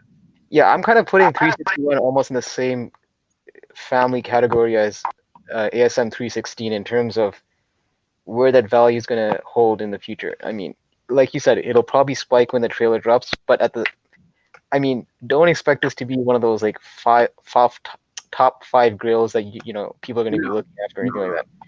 I think it might dip into the, like, a 9.6 right now is going for about $440 depending on the seller. When the movie the trailer rather, not the movie, the trailer drops, especially when you get that visual of him. Mm-hmm. I think that's when that book might turn into like a $600 book. I honestly hope they don't do it. I really hope they don't do it. I do not want to see Carnage in the fucking trailer at all. I don't want to see a bit of it. You can show me Woody being Cletus and everything like that. I don't want to see Carnage in the trailer. I want to wait till the movie. But I know they're going to show him in the trailer. I know it. Yeah. But here's the thing, though. I don't think they might, and here's why. Because if you think about it, there are a lot of places where people are still in lockdown, right? So people and places are going to go back to lockdown. Like, I know here in Canada, like, the word on the street is, we're going back to lockdown in a few weeks. It's just getting out of hand. So if you want to make the character popular and marketable and get all this money prior to the movie, or you put it on Disney, what do? You make merchandise. Okay, where's that merchandise? In malls and stuff, right? Well, if malls, then what are you going to do? And the thing is, I feel that they would want to show a snippet of Carnage, just because. I mean, I think I could be okay with a snippet. Yeah. I can be okay with that to get the hype going and everything like that. But just don't show me full Carnage yet. Like, save that shit for the movie. Just Also, I think it's also because from public like just to kind of temper public expectations in terms of they don't want a situation where people are going to wait until the movie comes and let's say they don't like what they see in Carnage when they see it in the big screen. It might be a case where they might want to kind of reveal a bit of Carnage so that they know what they're getting in themselves. It's almost like that. I don't want to bring this up too much, but the whole Sonic the Hedgehog situation. Remember when they showed the early? well, I mean, the thing is, they did Venom, and Venom didn't look bad for the CGI Venom, and everything. I don't know. Like, it wasn't. I know it wasn't perfect. Don't get me wrong. Yeah, But it could have been way worse. I think that. So- Don't even get me started. Actually, 'cause I'll get off. Of I liked it. Like, I enjoyed it. I thought it was decent. I agree with FaceTime. Just a snippet. Yeah, I could totally see the tentacles. I can't. Joel said, the tentacles. I could totally see them doing maybe like this dark scene where they have Venom kind of being like, huh, and then a voice comes out, or it goes to where Venom is looking, and then all you see is like the eyes. Mhm. I can see that happening. I agree. I don't want to see Carnage, but at the same time, like, it's all about marketability and stuff like that. Merchandising also, yeah. Yeah, I don't know if they would show it if people can't get to these places. You know what I mean? So yeah, for that, I think that's why we're still waiting on that second trailer. And also, I think people are, when it comes to these kind of CG characters, CGI. CGI, sorry. Oh, what's your first one? Oh, My first one, all right. Damn, I like Kid Collector's comment there. What do you About the say? end of the movie, Eddie will find out about Spider-Man showing up. Yeah. That would be cool. To go against Carnage, maybe in the next movie or something like that. Like, kind of end on a cliffhanger. Oh yeah, And get the spider symbol. That's definitely- actually a way. It's a really good way to integrate it into the universe, without going through all the shit of having to have backstory, ties between Spider-Man and Venom. Because honestly, they're so separate of Exactly. characters at this point. They don't really need to, worry about all that shit, even in the movie universe, as long as they can tie them together somehow and make it make sense. Yeah. And really just not that bad, like, I think that would actually work. I like it. Let's put Kid Collector in charge of writing this fucking movie. So final word, just a quick yes or no before we move on to Face's book. Do we see Carnage past the first movie? yes. Yeah, Okay. Yeah. So yeah, so if you got multiple copies of that book, I would probably hold one, sell the other if you really think that. And if you have the book and you're looking for a flip, well, I think the first time a trailer drops or an image of him, that's when you want to flip it. Don't wait till the movie, because you never know what the movie could do. That's the Right. game. You could wait till after the movie, but just know, it could get ugly if it goes the other way where, I'm not saying this. I haven't seen the movie, obviously. I'm not that famous. But if the movie tanks or it's horrible for whatever reason, then the book will probably tank. So if you are looking at it as an investment, it could be better that you sell it before. That's all. The thing is, I don't know about tanking. Like, it'll definitely dip, but I don't think it'll, like, Carnage still has his place in the comics, even if let's say the movie doesn't pan out, like, worst case scenario. I still think that Carnage as a character is still popular enough that he could still hold some value in that ASM 361. Yeah. All right, Face. What book you got for us? All right, so my pick for the next book is Incredible Hulk 271. 270. First appearance of Rocket Raccoon. Oh, yeah. The reason I'm bringing this book up is because, I mean, we obviously know that it has pretty good value as it is. And obviously, Guardians of the Galaxy 3 is coming. Are you selling that book? But you know the thing is, we've CGC had 2 movies before that. So you've already kind of seen the highs that you're going to get from that character. You know what I mean? So pretty much thinking that it's at a peak possibly. So for me, like I want the book. Like it's one I want to add to my collection. So it's definitely a buy for me. But at the same time, if it's a book that I had, like, if I had 2 copies of it and we're looking to, possibly sell, yeah, I think this is probably a pretty good time to sell because I think it's about as high as it's gonna get. But wait, Face, would you also be grabbing the other book also that what is it called, Madam Satan or Satana? Yeah, that's that magazine that predates the comic. Are you talking about the Marvel Preview 7? Yes, I believe that's. Yeah, I would put it in the same category. I mean, really, it's same pretty category for me. Again, it's one I want to add to my collection. So yeah, I don't think you're gonna really see it get a whole lot higher either. Marvel Preview number 7. Yeah, what's insane is that CGC still doesn't annotate Incredible Hulk 271 as. Is it the first cover or first full appearance of Rocket Raccoon? It's the first cover. It's a really weird situation. This character, because the if I remember right, in the original Marvel Preview 7,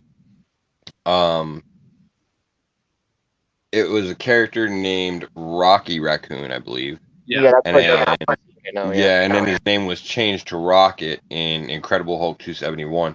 So I'm not sure exactly how they list it. Like, I don't even know what the hell Key Collector annotates it at. So I got it right here. Okay, what's that say there? Oh yeah. Yeah, so you got it spot on. Yeah, that's kind of the argument with this book is which one do people get. I was an owner of the Incredible Hulk 271 at a really good time. I made a nice trade for mine, then sold high. You would have got a better deal from me. Well, this was like 3 years ago, so yeah, I traded. I got a good deal on these 3 Superman comics, like super old ones. Like, they weren't worth anything. I checked. And this guy who I worked with was obsessed with Superman. He said he had this book that was, had a hole in his collection that he wanted to get rid of. So he asked me if I would give those 3 comics to this. I was like, sure. And then I ended up flipping it. I don't know. The problem with this book is, do we believe that the character will hold value if the series of Guardians of the Galaxy or Rocket is done? Listen, between the 2, I think Groot has actually more popularity than Rocket. That depends on what version you're talking about. Baby Groot, yeah.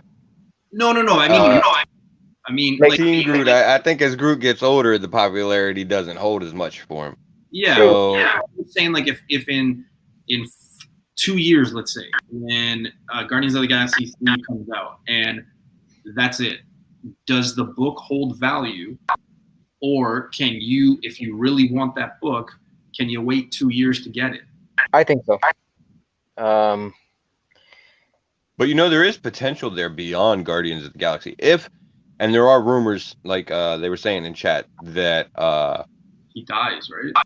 Yeah, he could possibly die in Guardians of the Galaxy 3.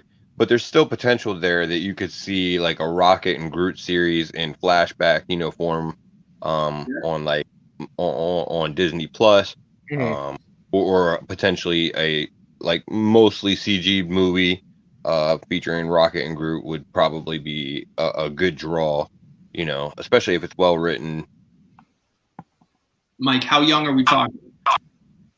I'm 32, so that's why I'm asking. Some people say I'm young, some people say I'm ancient. So, if you're ancient, damn, what am I?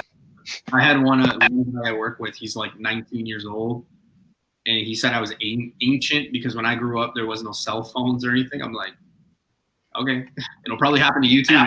I don't know what to tell you. Yeah, man. Listen, my sister thinks that when I grew up, everything was black and white.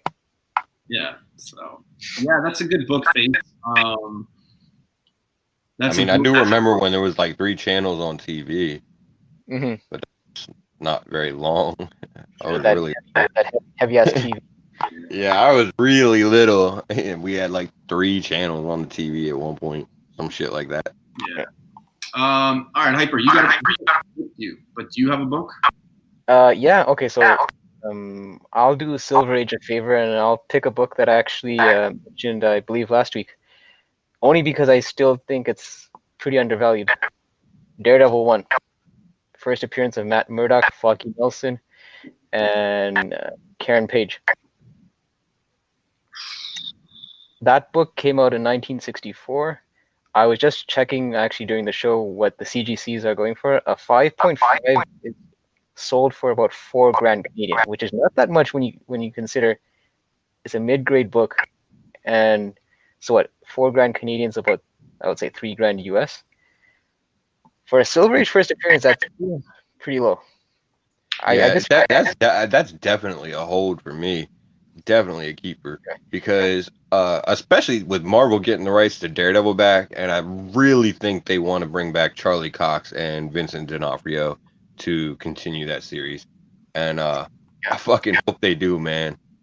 Yeah, now see, this is a book where, as opposed to that, they can skip that season 2 type shit though, like just season 1 and season 3. Give me that. Oh yeah. I think the groundwork's already been laid. I don't think they need to rehash everything.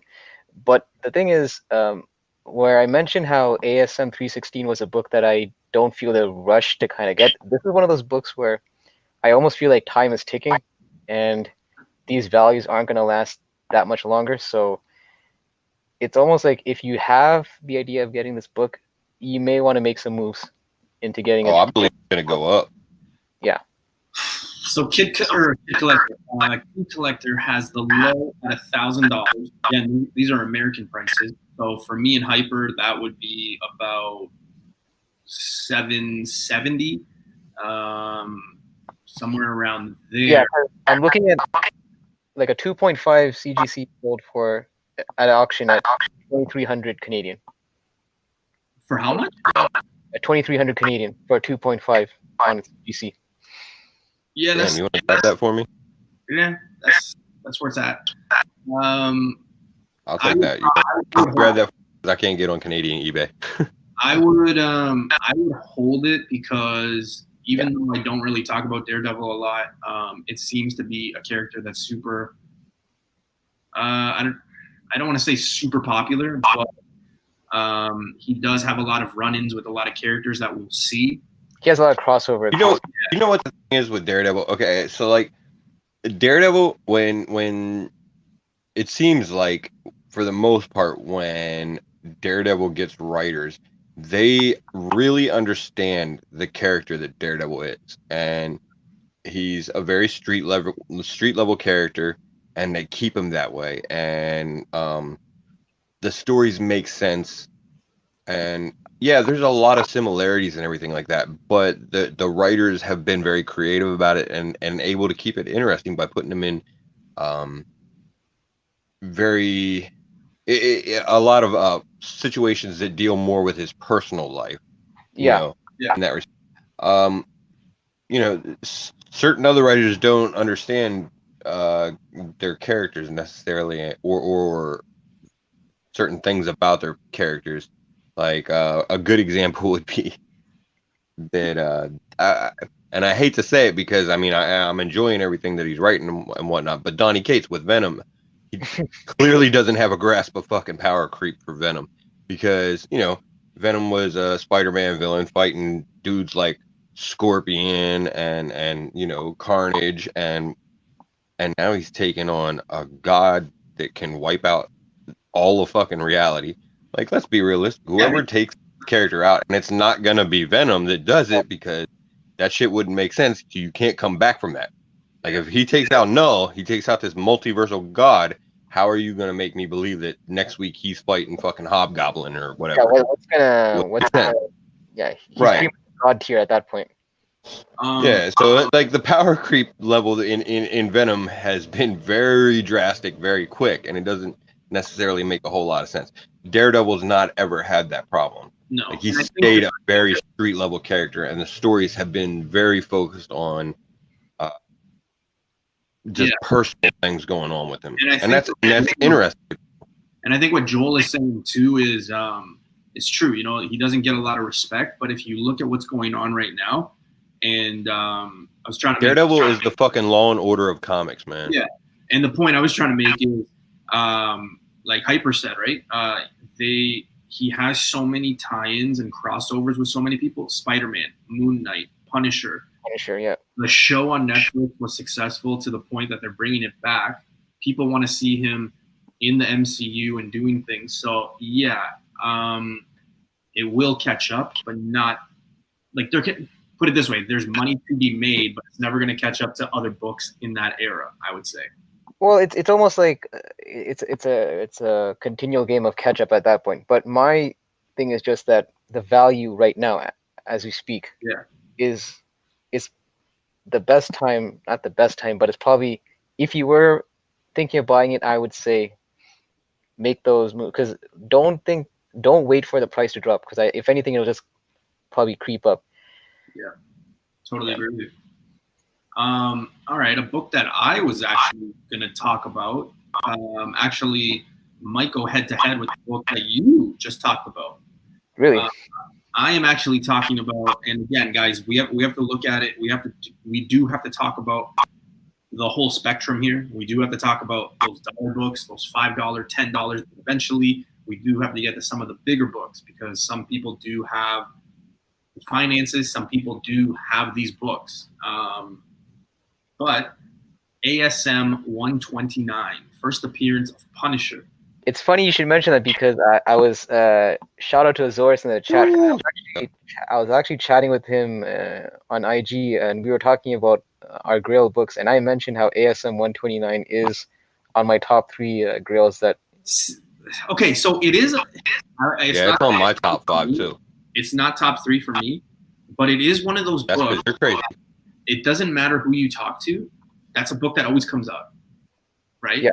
When people say, I gotta get this. I gotta get that Punisher book, and then you just start thinking, you're like, well, why?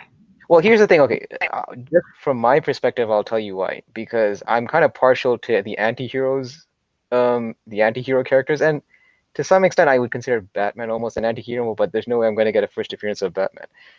But like my top 3 characters was Wolverine, Venom, Punisher. I already have ASM 300, so I checked that. Well, relax, pal. Relax. ASM 300 is blowing up too. Yeah, and I'm kind of glad. At the time, I thought I overpaid for it, but in hindsight, it looks like I made. You probably won on it now. Yeah, but 300 or 129. No, I paid. No, 300. The actual his full appearance. So yeah, so I mean, the only 2 books on my top 3 that Mike Sears is a lucky man. He said he got it. He got it on the newsstand for cover price for 129. That's, man. Okay. I wish. Damn. Shit. That's Shit. Ahead of our time. Definitely ahead of our time. Damn. Yeah. So that's a great pickup. Well, here's the thing with 129. I agree, it's an iconic cover. You know, there is a few covers and a few artists that use that homage. You know, they do that homage one. But when you break it down to the character, right? Like a cover can be iconic as much as you want. The fact that the Punisher, we've had standalone movies, we've already seen him, right? He's a normal dude, right? He's just got a badass temper and he kicks ass. Very marketable and things like that. But again, we've already seen, I believe, 3 movies. If you're counting the Dolph Lundgren movie. Yeah, and I'm holding on to that one. Like, no. Just start thinking like, okay. We're not counting the Dolph Lundgren, and we're not counting the sequel to the Tom Jane movie. We can count the Tom Jane movie. That was decent. But regardless, Tom Jane actually did a better one on YouTube called Dirty Laundry. You got time to look that up. It's not the point of if it was good or not. It was just the fact that like we've already seen 3 takes on it. You know what I mean? Like we've already. You're gonna see another one though. Yeah, exactly. I mean, you're gonna see more John Bernthal as the Punisher. Yeah. So that's where I fully believe they're bringing him back. My Killed it. To the value if you're only holding on to it as an investment instead of like that's like a grail to you and you have it, right? I will say that on Sell My Comics and Comics Blog, something I read, it's their investment. They have like an investment blog style stuff, and they talk about it. ASM 129 has dipped in price since March 20 till now, about 9. Yeah, I mean, it's been a few years removed from the Netflix series, so that makes sense. Well, so the thing with ASM 129, it's absolutely a buy for me, and it is on a lot of people's grail list. And the reason that it's on a lot of people's grail list is because it's one of those books that right now it's like on the edge of affordability for most people. That makes sense. Yeah. You know what I mean? Like it's riding that line. It's not quite to the point where it's completely out of reach for most people, but at the same time it's getting close. So it's on a lot of people's grail list. So we got right here. Look at this. You got a 2.5 for $896 with 20 watchers. But wait, Noob, go to what's the one above? Go to sold to see what people are actually buying it at. Like checkbox. Actually, bring up the sold. The sold one, or the one that you were talking about, Face, is 7.5 for $2,000 basically. And these are Canadian prices. So I'll go to sold right here. So the last one that sold was a 9.0 for $3,300. Right. See, there you go. And see, the thing is, I'm not buying this book raw. No. I would never. Yeah, this is definitely one that I would want. You buy graded. You do not buy this raw. I'm sorry. Yeah, absolutely. This is too much money for me to put out there to have that. I trust everybody that I work with and that I do deals with. I always look at ratings and things like that. But this, unfortunately, is not a book. Even if you told me it was near mint and this blah blah, I am not buying this book raw. I am buying this book graded already. Well, because also this book, I've heard stories how people have gotten cases where it's either been trimmed or touched up. It's just one of those books where, and same thing with like the first appearance of Morbius. Yeah, that book has also been, I think most of these Grail books, like you're really rolling the dice when you're buying it raw, unless the source is a very trusted source, and you absolutely can vouch. He can vouch, that that book is, in unrestored condition.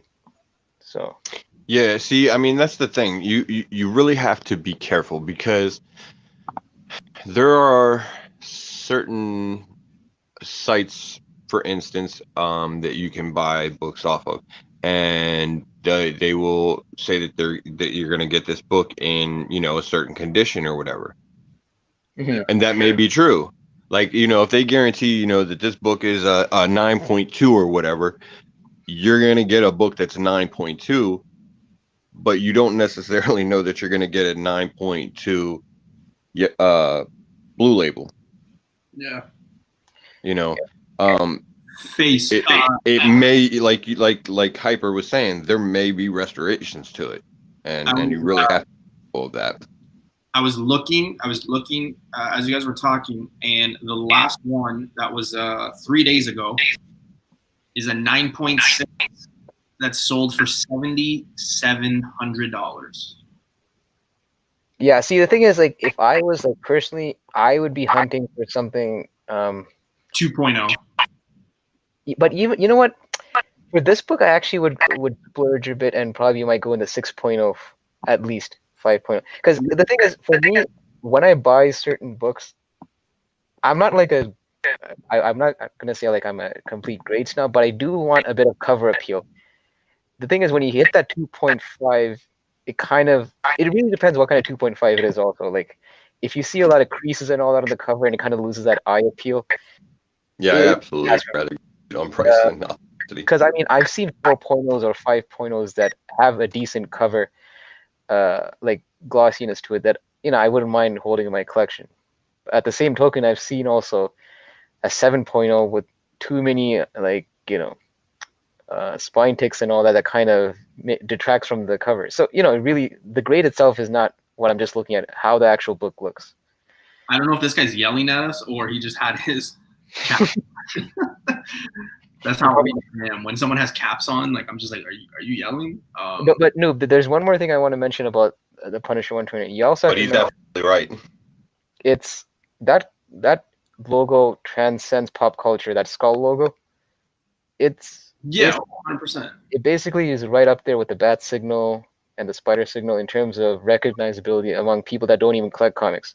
Like when you're rocking that Punisher t-shirt, they know who that character is. So even without the movies, I think that book has its place, in pop culture history. Yeah, I just think, man, like it is an iconic cover, but it's always one of those things that when I look at like dollar per dollar, like I'll always compare books. Like I'll always put, I'll always put ASM 129 versus ASM 300, and then I start looking. Okay, the prices are similar. Mm-hmm. So I put that into consideration. I compare books a lot. I think, first of all, is it something that I'm going to put in my collection, or is it something that I'm looking as an investment? I could totally see myself investing, say, $1,000 on ASM 129, holding it for 5-10 years, and then probably, come out with a profit, I guess. But again, then you also get into those people that talk economics, right? Like, okay, but will inflation be that much? Does the value grow that much? Is the dollar per dollar the same in 2020 than it would be 2030? Blah, blah, blah, blah. It is what it is. But yeah, it is a book I think a lot of people want in their personal collection. I think a lot of people put it on the top shelf or however you display it. That is a book everybody wants to have for sure. Yeah, if I grab that book, it's a keep for me. Whether it goes up in value or not, it's probably one of those books that will never part with my collection if I ever do Mike, that. I don't think ASM 129 is modern. No, I think he might be just talking about modern books in general. Oh, yeah. No, he's made that clear. And the thing is, obviously, the man bought ASM 129 at cover price. So I think when you get, if you got that book at cover Technically, that was modern time. Yeah, that's true. Yeah, probably. Yeah. And that's the thing, Mike. You also got to understand with new collectors in the industry and the community being so new, it's times are changing and things like that too. So a book that might be modern to you and modern to, I'm 32, but like to younger guys like Kid Collector and things like that, 10 years, 20 years from now, who's to say that these modern books aren't the Journey into the Mystery, the ASM 129, these books, you don't know, right? Only time will tell. So, it is what it is. That's true. Well, and that's the reason that we're having these conversations. Yeah. Comic Night. Ooh, House of Secrets 92. That's my investment pick. That's the first Swamp Thing, right? Is that the first Swamp? I think so. Yeah. Hold on, wait. You checking? Yeah. Yeah. ASM 129 is the keeper. Yeah. And I kind of always feel bad. I should probably do a show of books that don't get any love. Like the book gets love, but the characters don't. It's the first Swamp Thing. It's not only the first appearance of Punisher, but it is also the first appearance of Jackal. And I think people don't talk about Jackal. Well, the same way like people don't talk about Gideon when they do the first. Nobody wants to talk about Jackal. It's fucking Clone Saga. You know what I mean? But yeah, so he's saying Swamp Thing, eh? Wow. How much is that book going for right now? Let's see. Shit ton. Absolutely, absolutely. That's the beauty of comics, right? And it's gonna get crazy down the road, 10 years, 20 years. What era we'll be in? We'll probably be in like Platinum, or are we still technically in Modern, or do we have like a name now? Well, I think we're still called Modern. But the thing of Modern is so broad at this point. I think anything beyond. It's gonna be like fucking Brass or some shit. Yeah, but I'm gonna be like 60 years old, and they're gonna be like, "Oh, this is Modern," and I'll be like, "What? No, Modern's like." They're gonna have to give us a new era at some point. Yeah, I've been in the modern era for so long at this. So I'm seeing a CGC 8.0 for like 2,500 Canadian sold. Yo, I like this one. Aaron says it's the plastic. It's coming. It's coming. Yeah, with all those slabs for sure.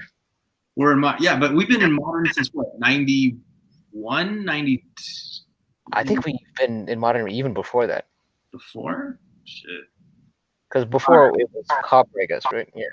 Plastic age. Hyper, I'm gonna let you do your pick right now. You bring up a book. I will be right back. Okay. All right, Faith. Dang, newbie got to take a leak. Faith, since you're kind of having a bit of a rant on Kate, I figured this book might be a good book to bring up. Here we go.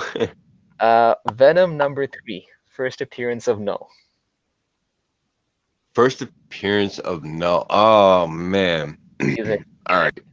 And it's a perfect time to talk. We're in King and Black just started last week. Yeah. Book is picking up. What's your take, man? This stuff. So I'm hoping that they leave the door open for a return from Null. Yeah. But realistically, the end of this has to pretty much end with Null being killed. You what are you think gonna do? What are you gonna do? Put him in jail? No. I mean, it's a fucking it's a reality destroyer. Yeah, but What are you gonna do? He's gonna die. He's gonna be destroyed. But now, yeah, I think again, there's gonna be like we were talking about in the Carnage or the Venom movie with Carnage surviving at the end. I think you're gonna see hopefully some little foreshadowing of Null somehow surviving. It's kind of along the lines of yeah, because what he's gonna do with Black Winter. Because the thing is, Null. But what it's gonna do is somehow free, it's gonna free all the symbiotes from his control, and then open up the storylines for him to come back to try and get that back, or whatever. So yeah, because if he does it right, so Null is like a deity at this point, right? So I don't think yeah, you're pretty much looking at God level. Yeah, so killing him, I mean, I get what you're saying, because you hit that point where you pretty much, it's like a point of no return, I guess you could say, with that character. But it just feels like, especially with Marvel, I mean, have they really committed to character deaths, especially when they know it's a character that they can make a lot of money off of? Like, look, so Wolverine. you know what I think this shit is. I'm gonna be completely honest. Yeah. I think you're gonna get two things in the long run out of King and Black. You're gonna see some power upgrades for Dylan. Right. Yeah. Okay. Yeah. You're gonna see power upgrades for Dylan, and I think you're gonna see Anne Wayne and Dylan / Codex from the alternate universe, at least, come over to help in the fight against Null. Ultimately, Dylan / Codex will sacrifice himself to stop Null. That'll probably work. And I think Anne Wayne stays. And it's a way to bring her back into Eddie Brock's life. Oh, so you think that Dylan's actually going to be taken off the table? Older Dylan will be taken off. Oh, you mean younger Dylan will be around. Okay. And Anne Wayne will get the chance to sort of raise him that she didn't get before. Because it was around his age that her Dylan, was influenced by their Null over there and took over shit. So newbie, just so we're up to speed, we're talking about Venom 3, first appearance of Null. Yeah, I figured this book would come up at some point. I am on the sell for this. I actually, I don't want to sound like Mike here, but I actually bought that book when it came out. Yeah, And same here. yeah, so I got it at cover price. I sold it for like $40. Like it, yeah. So yeah, I missed it. But I also sold it like super quick afterwards. Yeah, I don't know. I just think this, but someone smart once told me, smart and Canadian. Someone once told me, heroes over villains. I don't know. For the most part, yeah, that's true. I don't remember telling you that though. No, that was Comic. Shout out to Comic Knight. He's one of my favorite comic people. Very knowledgeable. Always answers my questions. He's a fellow Canadian. But yeah, he's always kind of had that in my mind. And me, everybody who knows me, and Keys will tell you guys, I'm very. I do a lot of research and homework on certain books and market, and kind of see where the dips go and how things go. Historically, it's heroes over villains. I don't know. I want to say that I don't. I want to say that it's just the thing to do right now with Null. Like It's it just doesn't. I don't know. Like I can't see Null being in a movie anytime soon. Like I'll just get that out. yeah. I don't necessarily think that Null will die, but at the same time, I don't think he has that Thanos, Galactus, Doctor. Really, because the thing is, I'm actually gonna have to side with that, with the school of argument that he's kind of getting to that point where, like, I agree that more often than not, heroes are usually the safer bet than villains. But then you have a handful of villains that actually are the exception from the norm, such as The thing is, villains have a shelf life. They do. But the thing is, because you for the most part, they have a shelf life in the fact that you can use Joker for a story arc or two, but ultimately he has to be defeated by Batman, who's going to stay around and fight more fucking people, and then eventually you can bring the Joker back again later. Yeah, but the thing is, also, you have to look at villains. They're just limited time appearances, and Yeah, but the thing is, also the popularity of the villains, right? Like Joker has a rabid fan base where. Oh yeah, I'm a part of it. yeah, exactly. Where people root for him, and you don't certain characters have that kind of cult appeal, like Thanos. The whole. And even Magneto, to some extent with the X-Men, like absolutely. Right. Like there's certain characters that even though they are villains, they sometimes supersede the heroes in terms of popularity. I agree, and I mean that's the thing. I'm hoping that they leave the door open for these villains like Null and Black Winter to pull a Thanos and come back, and have it make sense. These villains though, like Punchline, Black Winter, Null. This is like I'll have great. I don't even know if I'll have hair by the time that's like. A thing outside of like the readers and the comic community now. You know what I mean? Like I can go to my girlfriend's friends and say Venom and they know who it is. They know the comic or whatever. No. I could go to them and say certain characters and they know because it's just the pop culture. If I go up to them, even my girlfriend, say, you know who Null is? Like she would have no idea. You know what I mean? So that's also the effect it has as well is, right now it might be popular for us in the comic community, but outside of it, it's not. Where even Thanos, like you can say Thanos or something like that, and people kind of know, and they don't have to necessarily know the comic or anything about it. Yeah, but you're also talking about a character that has 2 years versus a legacy character that's been around for 30, 40 years, right? So they actually had time to kind of see. Yeah, and also, Null could definitely get to that level.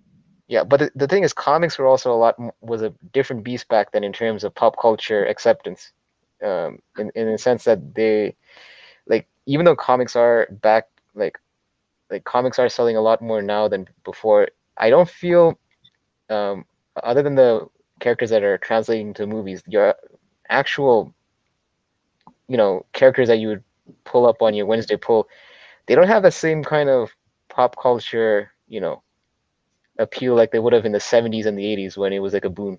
Yeah, and I just want to clarify because I don't want people getting all crazy here. But Comic Knight, yeah, this is what he means. He doesn't mean necessarily the big villains, like Joker, Right. Green Goblin, Thanos. Like we're talking like those, like he just used in that example. Like Ultron. Yeah, well, I mean, we assume that if you're watching us, you are a fan of comic books and have some fucking comic book sense. Exactly. Know that fucking Joker and Thanos are keepers. I mean, yeah. But like, I know I had a conversation with him where I said, like, what are your thoughts on, say, I think I said like Sinister Six or I can't remember what other book, and he was like, well, heroes over villains, I'd probably go this route instead of that book, and gave me the reasons. Again, everyone has their own reasons, but he's and what that is saying is it makes sense to, like, if you could take that same amount of money and invest it in a quality hero book that has potential to go up. Yeah. Do that rather than putting it into the Sinister Six, which it can go up too, but it's more likely that certain hero is going to see a rise. Yeah. And that makes complete sense. It's one of those things that like again, he's still unproven, even though he's getting the big spotlight right now in terms of getting the Marvel miniseries around him. He's still less than 2 years old in terms of his inception. So time will tell really how popular he can go. But I mean, a lot of these characters came in big the same way. Look at what Thanos came in with, Yeah. Infinity Gauntlet and all that. So I mean, okay. So when we talk about let's say Null in the future, right, with movies and things like that, obviously, it's going to be a movie. I can't see them doing a Null series, let's say. He's going to last a while. But the thing is, like, is Marvel just going to keep repeating what they're doing? So, like, Thanos. Okay, so we had Thanos do those pre-things for, like, 3-4 movies, then have 2 big movies. Is that what we're going to see with Black? Is that what we're going to see with Doctor Doom? Is that just what we've already created for villains to come in?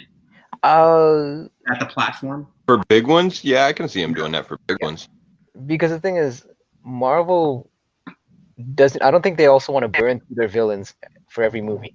Then it almost gets to the point where it's like it turns out to be a case where you're just going to be feeding new characters for the villains to defeat. I don't think Marvel wants to take that route. It's almost like like when you watch network TV and then the hero is in peril, you always know he's going to come out on top no matter who he faces, right? That's why it was refreshing for me to see Infinity War, because Thanos ended up actually going out on top. Yeah, it was the first time we saw the heroes like get their ass kicked. Yeah, that was actually pretty refreshing. So, and you genuinely didn't know, like the everyday person didn't really know. Like they thought, oh shoot, this is it. You know what I mean? Yeah. So I could see Marvel definitely employing that route, for future big villains. Obviously, not for people like Comic Knight mentioned, like Hydro Man or but like more on Hydro Man.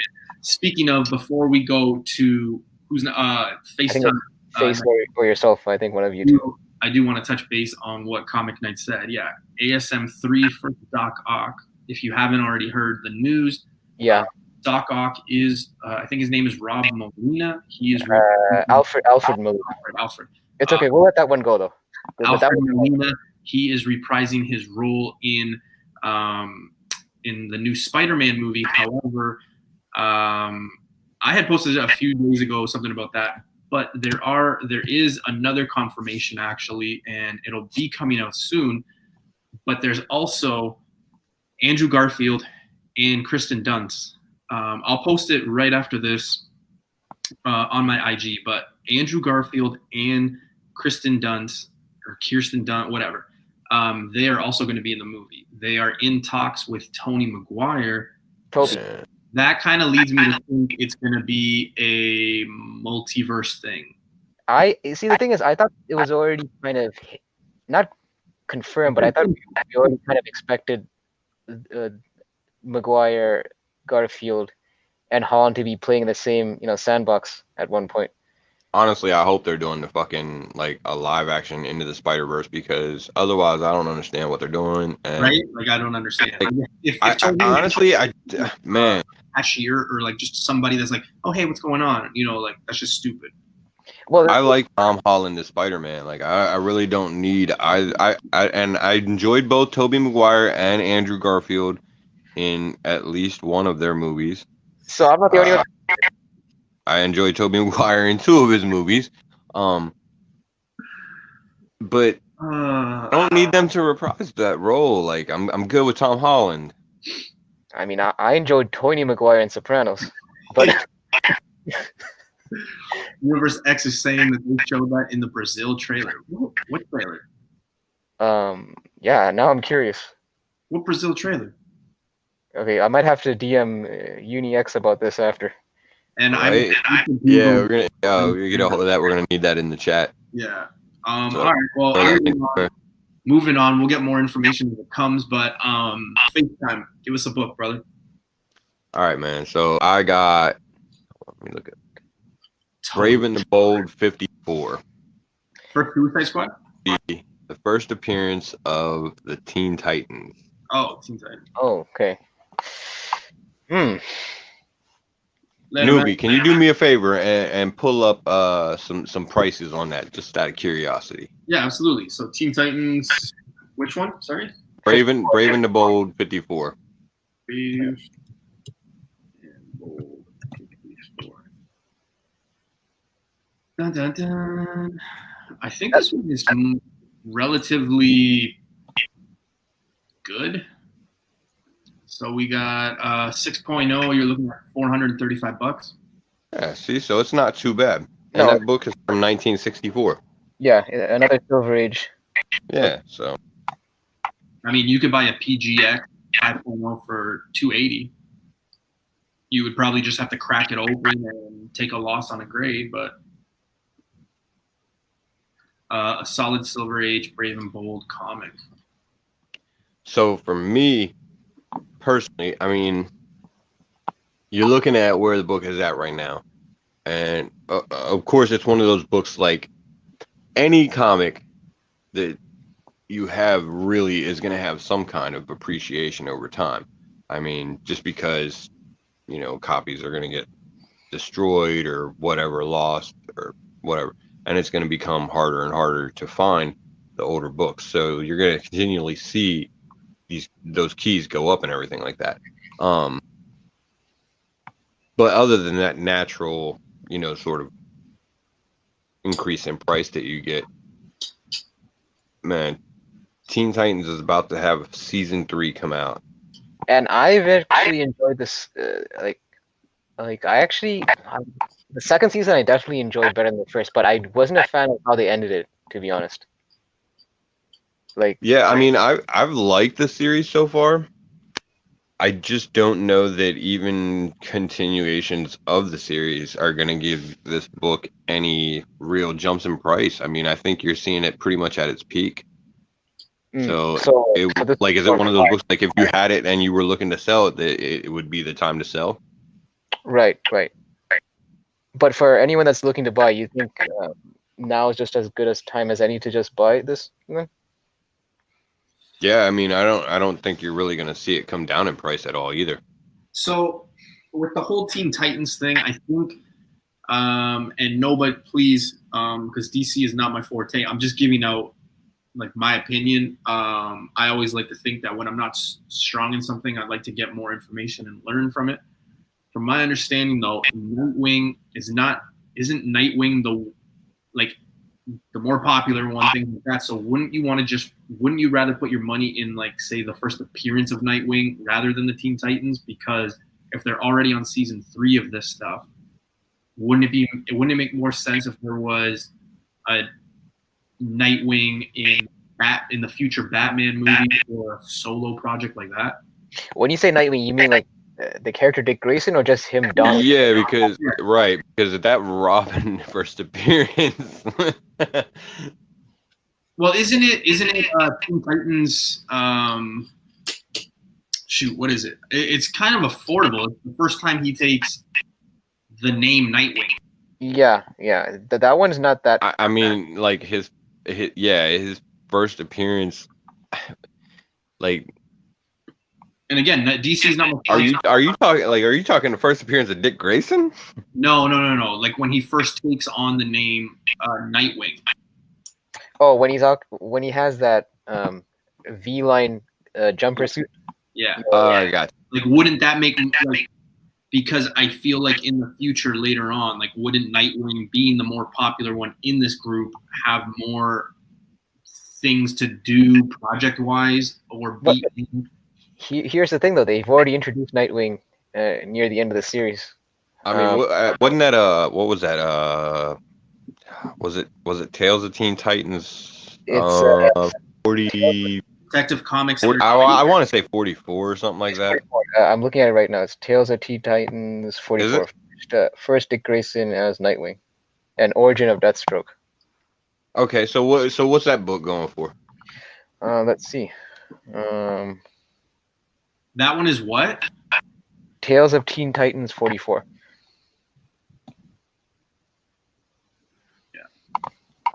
So this one is I was gonna say $11 for mine too. Shoot. So yeah, you're looking at about. Try the sold, because Well, right here, raw, right there, 9.6, $155, $159. So I mean, the thing is, like, the Tales of Teen Titans came out in the early '80s. Yeah. Whereas Brave and Bold was much earlier than that. Brave and Bold, yeah. And the Brave and the Bold is another one of those books where it's like Strange Academy, Young Avengers. There was several first appearances in there. So. And but Newbie, if you were going the route of Tales of Teen Titans 44, that would be a book that I would only settle for as a high grade, because as you can see, there's plenty of copies out there. Yeah, right. Absolutely. All right. Yeah. Again, DC is not my forte, especially when it comes to Teen Titans. So I was just making more of asking more of a question. Just getting. Yeah. Now, there's nothing wrong with going after that Tales of Teen Titans 44 either. It's definitely a quality book to have in your collection. But it wouldn't be something that I would consider almost from an investment standpoint per se. Yeah. No. Unless you find it at a steal and you could flip it, that's a different story. But yeah. All right. Well, we're gonna go into our final books. This will be the last round, and then we'll say our goodbyes.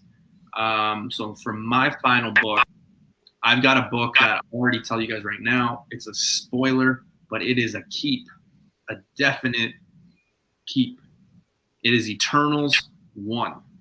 This is definitely a keep for me. You got multiple first appearances. Heck, for that matter, keep Eternals 2 as well. Celestials, things like that. I really think that Eternals will mirror what Guardians of the Galaxy did. For those of you that have been following me since I started, I've been saying that mirror concept and that mirror theory for a long time. I think the success that Guardians of the Galaxy had, that is the success that Eternals is going to have. You don't go and get Angelina Jolie and the guy that played, Kit Harington and all these big names to just show up for one movie.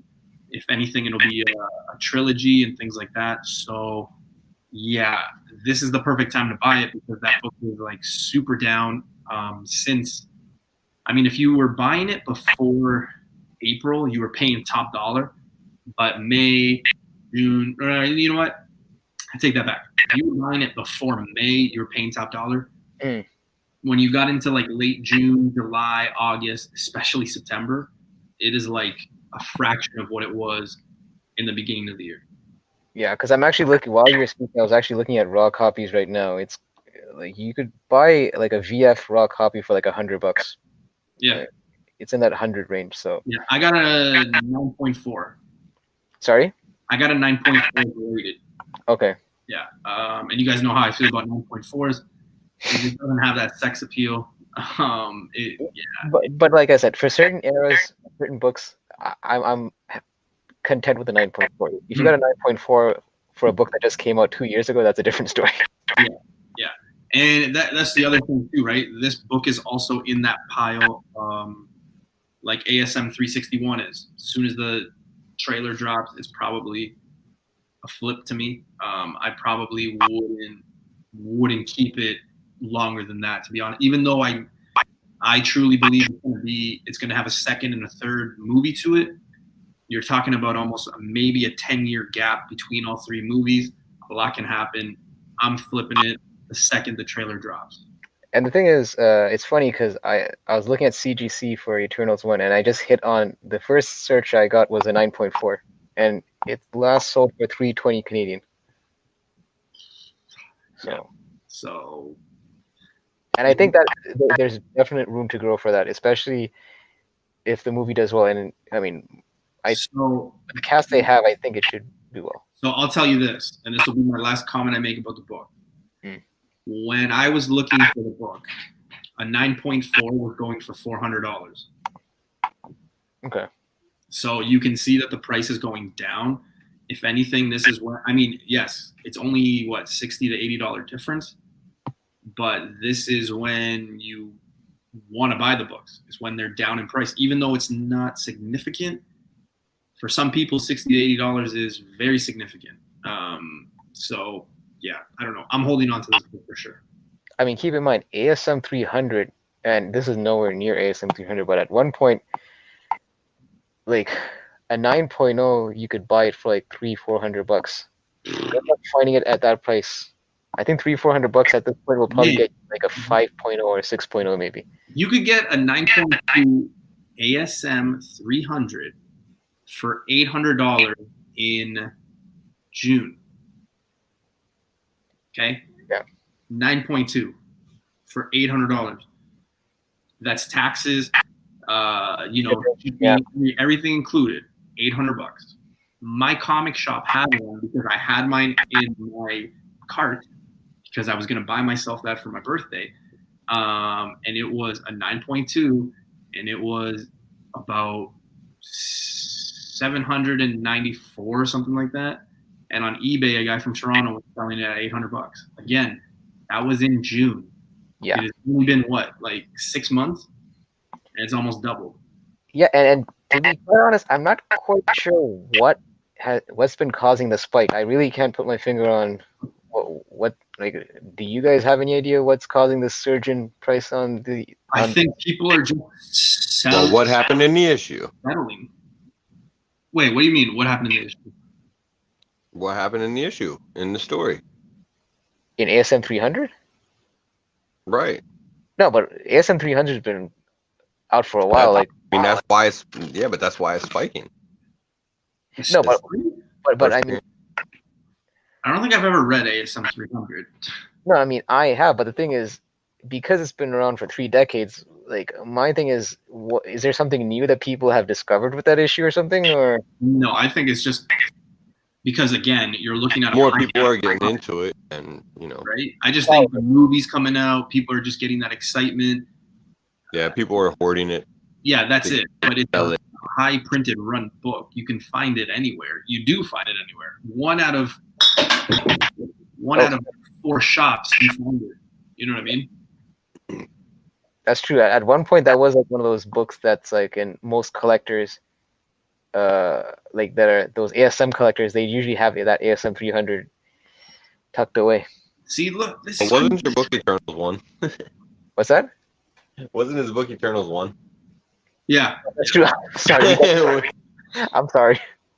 This is crazy though. In February, so I'm assuming that's American. Even that's still 640, 630, somewhere in there. So even from February to June. Yeah. That's crazy. But yeah, Venom's a hot character. Yeah, like Hidden Gem Comics said in the chat, Venom's a hot character right now too. So anything Venom is going up. And me being a Venom guy, I'm gonna wait. I'm gonna wait till it's died down, and I'll buy it low. That's what I'm gonna do. Why would I do it now? I don't think you're gonna get. The thing is, I believe that you do have a chance on that because the print is pretty high. Yeah. That's the thing. But come back down. Sure. I don't think it'll get to that same level as it used to. Like, no, it's definitely not going to go down anywhere near where it was. But maybe but I think I might be able to get one. A little. Yeah, I would say it's almost like during that time where after that time between King and Black, and there's like the Venom Island storyline where nothing was happening. You kind of have to catch that run when it's in that slow period. That's probably the best time to grab after the Venom 2 movie, when some other writer comes in that shitty or something like that. Yeah. Then you might have a chance of getting a little dip in price. People will be like, fuck them. Exactly. All right, Hyper. What is your final book, brother? Okay. I'm picking a book that this character, though there's no cast confirmation, I feel it's strongly suggested he'll be in the MCU. Thor 337. First. 337? Okay. Yeah. First appearance of Beta Ray Bill. Oh, yeah. We all know where I stand on this one. Yeah, this book has gone up in price. For the longest time, you could have found this for $40-$50, but now that things are, talks are heating up that he will be coming into the MCU in either the Guardians of the Galaxy or the next Thor movie, I think this book, it's probably, if you're on the fence about buying it, I would say grab it, because I think this character has the same kind of cult-like could have the same kind of cult-like following like Moon Knight in terms of popularity, because he's almost like, yeah, I agree. This is definitely a buy and keep. Yeah, he's not that A-tier hero, but he's one of those characters that has like that, it's almost like those hipster characters that people like to say that, oh, I'm a fan of Moon Knight, I'm a fan of Beta Ray Bill, to kind of right.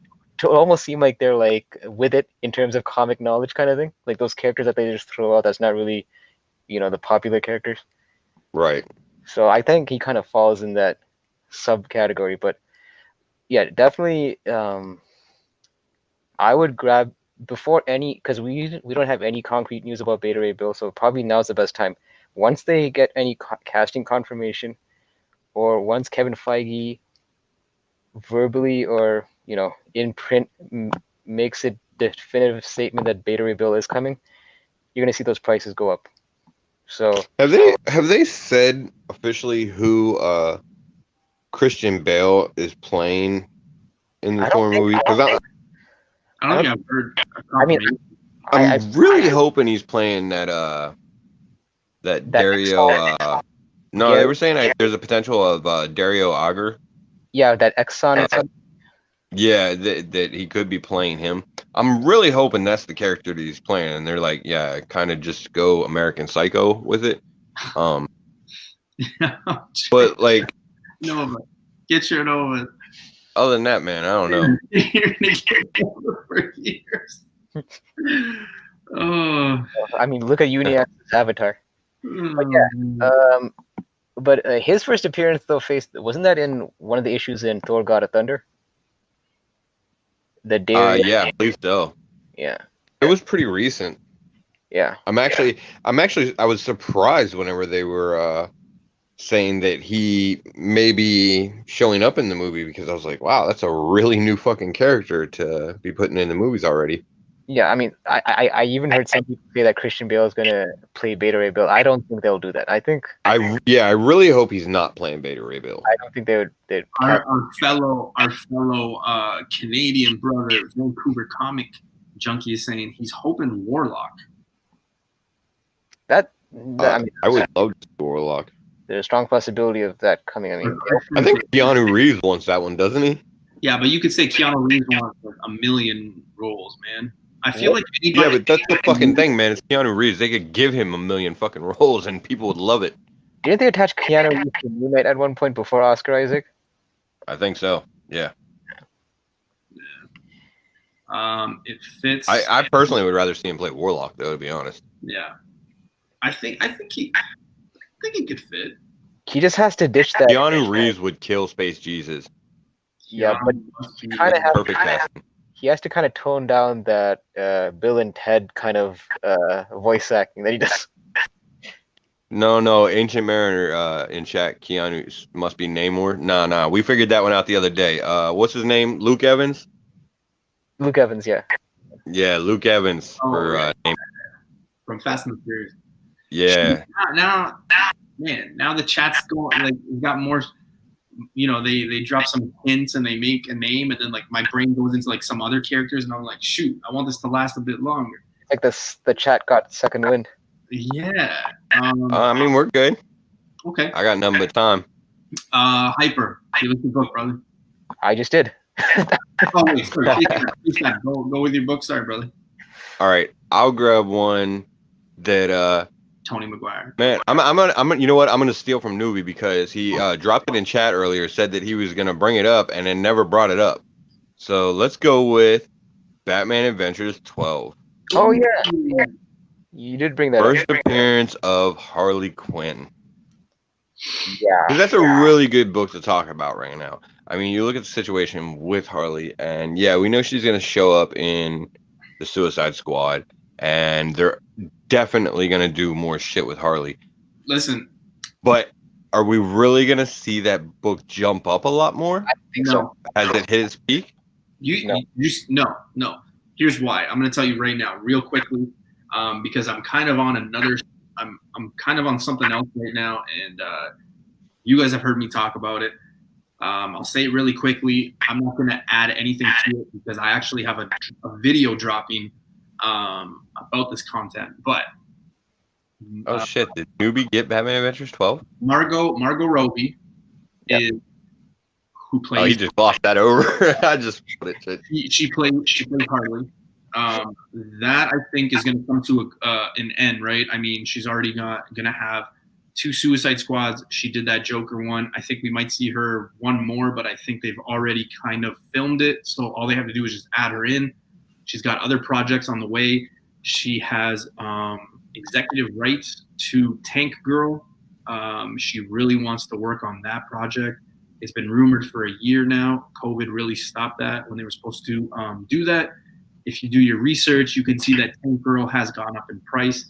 I think if you have that Batman Adventures 12, I think it's time to cut it loose because the character won't be as popular. And you guys have heard me say DC is not my forte, but if you look at the characters that they have, they've got a lot of aces up their sleeve in what they can do. Mhm. That will be Poison Ivy, marketable. They can do her for so many things. I'm telling you right now, you will see how little girls and teenage girls and adult girls dressed up as Wonder Woman and Harley for 5 years now. You're going to see that with Poison Ivy. So I think it's time to sell that book again. Unless it's a book that's close to your heart, I would sell it. And I think also people are getting a bit of Harley fatigue at this point as well. I think it just seems like she's kind of been everywhere. So it's also almost like what else, just like UniX said, what more can they really do with the character? Right. So and especially when the character, like the actress is kind of, already doing other projects, buying certain projects to do, you know what I mean? Like usually when you're stuck in like the DC or the Marvel stuff, like you're kind of stuck. Like it's hard to do anything else. And she's trying to get out. Like she's young enough. She's had a good run. So yeah, I would just sell it. But don't get me wrong. I mean, it just depends. I mean, because like we know Margot Robbie's gonna do a little bit more with Harley. Honestly, the animated series has the potential to go on for quite a while because I mean that shit is great. So that's as long as it stays as good as it is, that can keep running. Honestly, eventually somebody's gonna replace Margot Robbie as Harley in the movie somewhat. The thing is, a lot of it's going to depend on Harley's representation in comics, and but there is a potential for some other things, like Newbie said about bringing Poison Ivy in. I could honestly see them doing like a Harvey Poison Ivy type series, or something like that on HBO. I don't necessarily know that it'll be soon, but. I think they would probably wait until after Margot Robbie's done and then replace her with somebody else. actually, and Universe X just made the comment. One of the things that he said about Punchline, one of the things that I could really see them doing with Harley is sort of making Punchline a nemesis for Harley. Yeah. And making Punchline Harley's Joker. That could, yeah, that's. You know, and I think that opens up a little bit more potential for Harley to last. But by the time you see Punchline on an animated series, a series, a movie, it's no. Yeah, I think it's just a character that you're gonna see stick around. Maybe in not as prominent for a while and everything like that. But again, I think you'll see that jump back up eventually too. I mean, you know, again, in another 10, 20 years, we're going to have more new collectors that get in and discover Harley and love the character and, you know, want to see her in, you know, TV, movies, whatever. Yeah, the thing is, I mean, I'm definitely not disputing her longevity. She still will be around the DCU and will probably have a prominent role. My thing is, in terms of her ceiling, like, has she kind of hit that ceiling in terms of how much growth she can get as a character? I mean, yeah, she might get more mileage with the whole Punchline dynamic, but it just feels like, I don't know, in terms of like from an investability standpoint, I'm not sure if the Batman Adventures 12 is gonna, unless you get it for a steal, I'm not sure how I would justify that as being a book that I would hold to flip or, you know, to sell down the line. It's one of those books that it's definitely cool to have in your collection, but from a profitability, I'm not quite sure. Unless you're Mike, because Mike would not have this book. He does not like modern. That is true. We've established that several times. All right. Well, listen. You guys have one more. You guys want to go? You guys want to do another one? It seems like the chat's kind of had a second. Sure. I'm good with it. Okay. So this is a book. Man, you know what? I think this is gonna scare a few people. But is hold on a sec, because there has been some traction. Look, let's just say this. I want to throw this before I kind of throw my pick. Nova. I was gonna mention Nova. However, it's something that it's been around for a very long time, so I don't know. I really don't know. I would like to say pick it up. That's a key that I did a video on a few weeks ago, and I said, you know what, this is the time to buy it because it's kind of getting down, and, you know, like compared to the prices they were at the beginning of the year and even last year. It's just hard to, invest $400 on something like that right now. Wait, what was it? I'm sorry. Nova 1. That's not my book. Oh, okay. I just wanted to bring up. I thought that's what you said, but it cut out. Yeah, no. So a lot of people are talking about Nova. I just wanted to bring that point up before I said my. Okay, I got you. My point. But yeah, Nova. I think Nova's coming. It's just the fact that nobody else does. But then you also have those people that are saying, I've been hearing Nova's coming for years. I think it's a good time to buy Nova. I wouldn't get. Well, the thing is, I mean, Nova's already here, though. You know, Nova's already been represented, and it's just. What do you mean? Honestly, it is only a matter of time before you see that representation in something else, whether it's a Disney Plus series or the movies. Yeah. You will eventually at this point see more Nova. Yeah. I gotta bring up this though. We got a first time person on our chat, Who Dat Comics. He's the dude that basically spawned the whole genesis of the whole points comic. So Who Dat has he's passed by through my streams in the past, man. He's passed by. Really? Okay, it's the first time I'm seeing him. Yeah, no. I think it's the first time we've crossed paths in your stream then. Yeah. And I do want to apologize, guys, because I do notice that when it gets to my pick, I'm saying a pick from the chat and then I'm saying my pick. This pick might surprise you because it's not a big book at all. But it is, because we were talking about Thor, my head just went into a light bulb mode.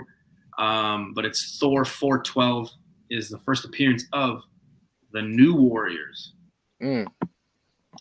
Which that also kind of sparked because Nova's in that team as well. So I just kind of wanted to get your guys' attention. I mean, this is a book you can you find a lot. Like, it's not a scarce book. No, and it's not exactly a very expensive book either. No, but does it have any legs? Wait, is that the one where Juggernaut's on the cover? No. That's Thor. Let me search it up. I'm thinking of a different cover than the one with you see Mjolnir and Juggernaut on the same cover. Oh, you're talking about, okay, I just went to Key Collected. Yeah, you're talking Thor 411. That's the first cameo. Oh, okay. Yeah, so 412 is the. Oh, okay, this one. Yeah. Bring it up, newbie. Right here. So. Okay, yeah, that's the cover. Yeah. That green one, and then the one that you were thinking about, Hyper, is that one right there. Exactly, and it seems like the 411 seems to be going for more, I guess, than 412. Yeah, I think there's still a lot of people that believe in, not believe, but that whole cameo thing. I don't know. The thing is, with these kind of teams, it's very hard to. I don't know. I mean, because you don't know if it's going to be the same team if they do translate to the MCU. If it's going to be the same team, that's going to come into the movies, right? It's almost like when they introduced Suicide Squad into the DC comics. That's nothing like what you saw in the movies or in the future series. So I'm kind of weary when it comes to these kind of group appearances.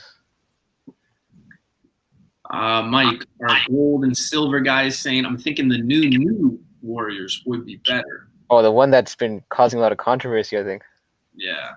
The one with all those- Easy 411 is the Night Thrasher first appearance. Yep. People are going crazy with previews now, so cameos are a big deal.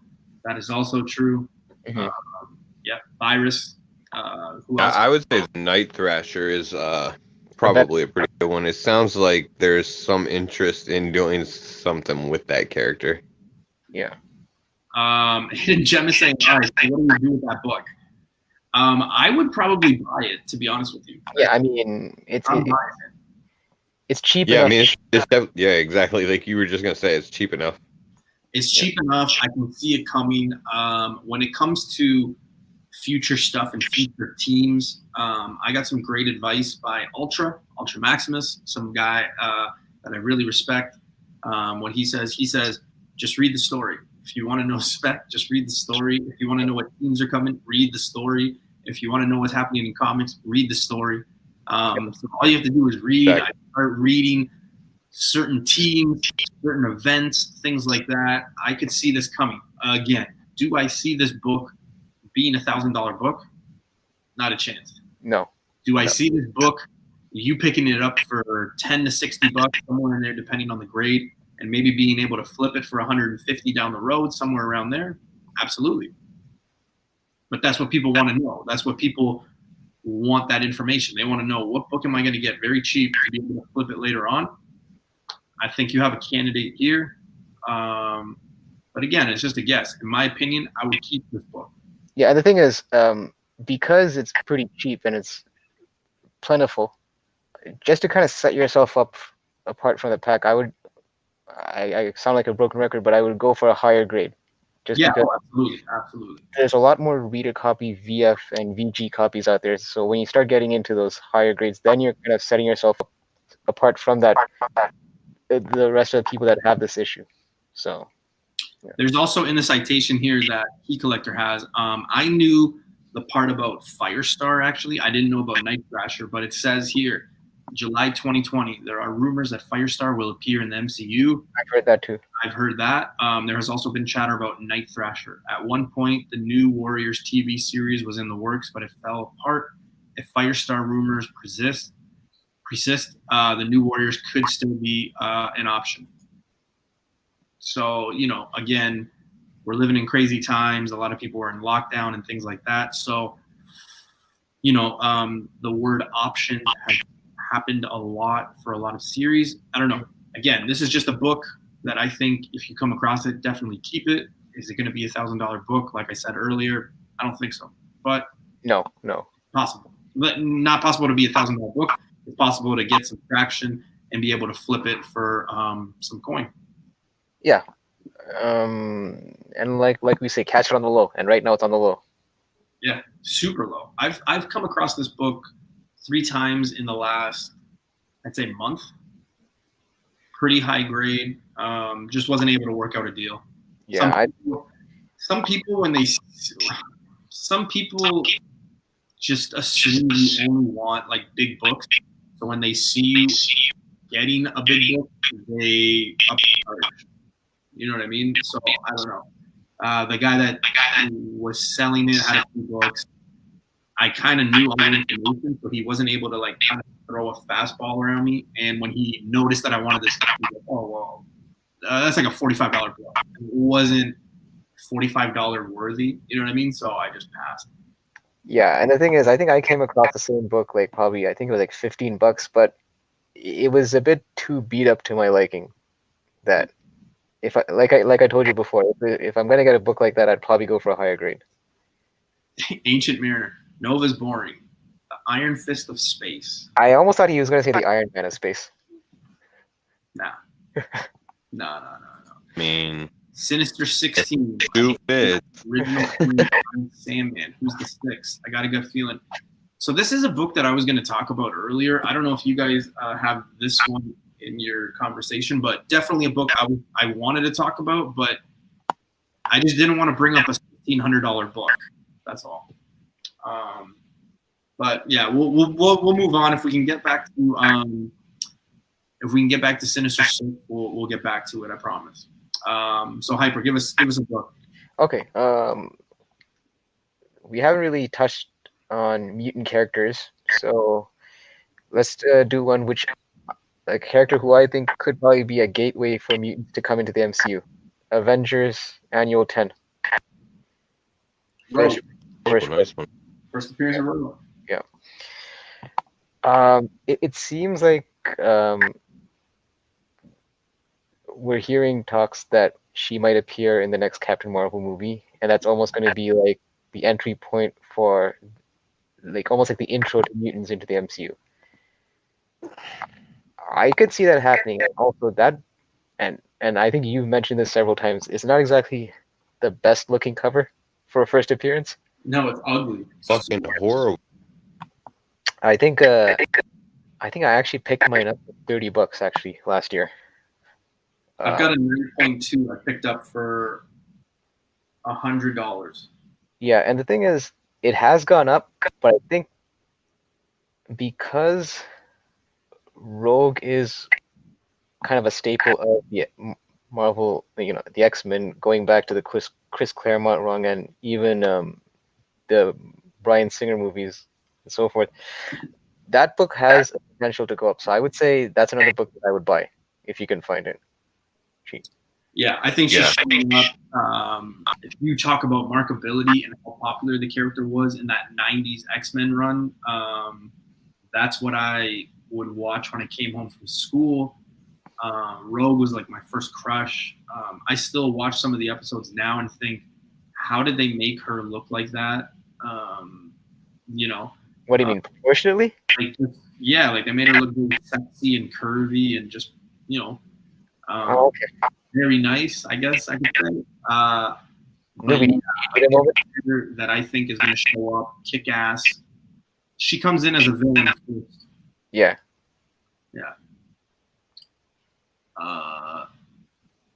Yeah, Ancient. I say Gambit is the perfect line. Dude, you're preaching to the choir, man. The only question is X-Men Annual 14 or Uncanny X-Men 256. I mean, the market right now seems to be moving 266, even though I know you've made it very clear that Annual 14 is. Yeah, and I'm only saying that because I'm a Gambit fan and stuff like that. I truly think it is X-Men Annual 14, the one that you want to have. Yeah, but unfortunately, the market. Yeah, it's almost like the same. I mean, I don't want to bring this up because I know that the people have discussed this to no end. Hulk 180, 181. There's always that discussion which one is first, and like I say, it seems like people that don't have Hulk 181 will argue that 180 is his first appearance. So, yeah. I mean, Rogue is coming first. Really, the thing is, it's only the people that got 180 Yeah. are thinking about, because the people that got 181, I mean, They could care less. yeah, they got the book that's got the higher market value. They're really not interested in the fucking argument anyway. Actually, they might be salty if, let's say, the market starts going toward the opinion that Hulk 180 is his first appearance. But I don't think that's going to happen for it won't happen just because the market's already set, and that 181 is the book that, you know, everybody wants. And I think it also And it's the helps. cover. Exactly, I was just going to mention that. I think it really helps solidify it because Wolverine's also featured front and center on that cover, and 181 is a lot more iconic than 180 from a cover perspective. Yeah, exactly. That's what it is. It's the, you know, he's on the cover. It's, you know. Yeah, it's same thing like with the Taskmaster. He makes his appearance in 195, and then he makes his cover appearance and his first full appearance in 196. People like 196 because it's just Taskmaster front and center in that cover, and he's pretty much. Are you talking about Selena? Forge Selena? What's that? What's that? The book that Vancouver Junkies. No, I think he's talking about 184. Forge? Is that right? Yeah, Forge? I just put it up on eBay, and it says Uncanny X-Men 184, first appearance of Forge Selene. So I don't know. You know what? Forge is a really underrated character. I mean, he does definitely have a. Yeah, that's what he's saying. First Forge. And he has a bigger role right now in the Hickman series. So that's the thing you kind of have to look out for with these characters now in the new Dawn of X. Like, characters that didn't get much play before are getting a lot more page time, like Kid Omega, Forge, you know. There's certain characters that have undervalued first appearances. It is super deep, yeah. I saw in the chat that somebody was asking Rogue, Namor, or Omega Red. You guys know how I feel about Omega Red. Please. I think Omega Red is in the bottom of the three. Yeah, don't invest heavy on Omega Red. It's a one and done. Really, that's going to be a one and done. Again, it's my opinion, so please don't take it. Invest how you want. I will just throw out this bit of advice, if you will. If you're gonna bet on an X-Men villain, it's probably gonna be Mr. Sinister. But to answer the question, will we see all three? I think we'll see all three in the order that we'll see them. I think Captain Marvel 2 comes out. We're gonna see Rogue because she's gonna get into the X-Men later. Namor, we're definitely gonna see, and Omega Red we'll probably see as a B, C level villain in the movie. So the thing with Omega Red is, like, realistically, you got to look at the potential of that character and where could he go. Yeah, okay. For the most part, it's like a one and done type character. They could potentially extend that two ways. One, if he's like a fucking underling for somebody that they introduce in like a sequel movie. He could show up there, you know, because he somehow got loose, you know, they broke him out or something like that, and he's fighting with whoever he was working for. Right. That's probably not how they're gonna go with him. The other possibility is some kind of like a flashback, like Wolverine movie or something like that. If they kind of allude to Wolverine already knowing Omega Red when he shows up, you know, they could do that. Other than that, you probably see him in like maybe show up in like some Disney Plus shit. I think they were rumored that he might show up in the Falcon and Winter Soldier series. He may show up in there or something like that. But yeah, you're not really gonna get anything of A-list type of quality out of Omega Red. Honestly, even if the actor kills the role and they keep him around, I mean, they kept, you know, look what they kept doing with Crossbones and Frank Grillo. Yeah. You know, they kept him around for a while, even though he was just kind of that B-list sort of villain. He did get a few more shots in. Yeah, so, and that's what they could do with Omega Red, but yeah, again, you're not really going to see any kind of huge spikes from that or anything. It's pretty much like Newbie said, like for the most part, he's a one and done type of character. Yeah, and the thing is, Crossbones was pretty much at that point relegated to almost like an Easter egg kind of appearance in movies. Like it was, Yeah, I mean another one. He's another one and done character that they just kind of they did, you know, get some extended life on him. So Dude, the way they used Crossbones was such a what a waste. I remember people were betting on that so much. I remember that. yeah, but you know that's the thing. I mean, in these movies, they're gonna have these like underling type villains that lead up to some other big bad Now the thing is, because that's part of the mystery. I mean, what Omega Red has going for him is because his connection to Wolverine with the whole Weapon X program. So Right. there's that personal connection that they can play off of. But you're right. He's not going to be like, if anything, he'd be one of those. I could see him playing off a character where, like, let's say they introduce who is the guy that did the whole Weapon X program? What's his name? Cornelius. No. He was in the X-Men Origins movie. I'm drawing a Talking about blank. Stryker? Yeah, exactly, Stryker. Like if they introduce someone like Stryker, I could picture Omega Red being like one of his like hired mercenaries or something like that. Yeah. Like I can't like Chris mentioned, it wouldn't be. I can't really see him be like a solo individual character. And to be quite honest, he just seems to me just an augmented version of Whiplash from Iron Man 2. Well, they could still use. I mean, they could even use you know, the original, the Dr. Cornelius in that role. And And I fun think they're introducing the Weapon F. Now I can't talk.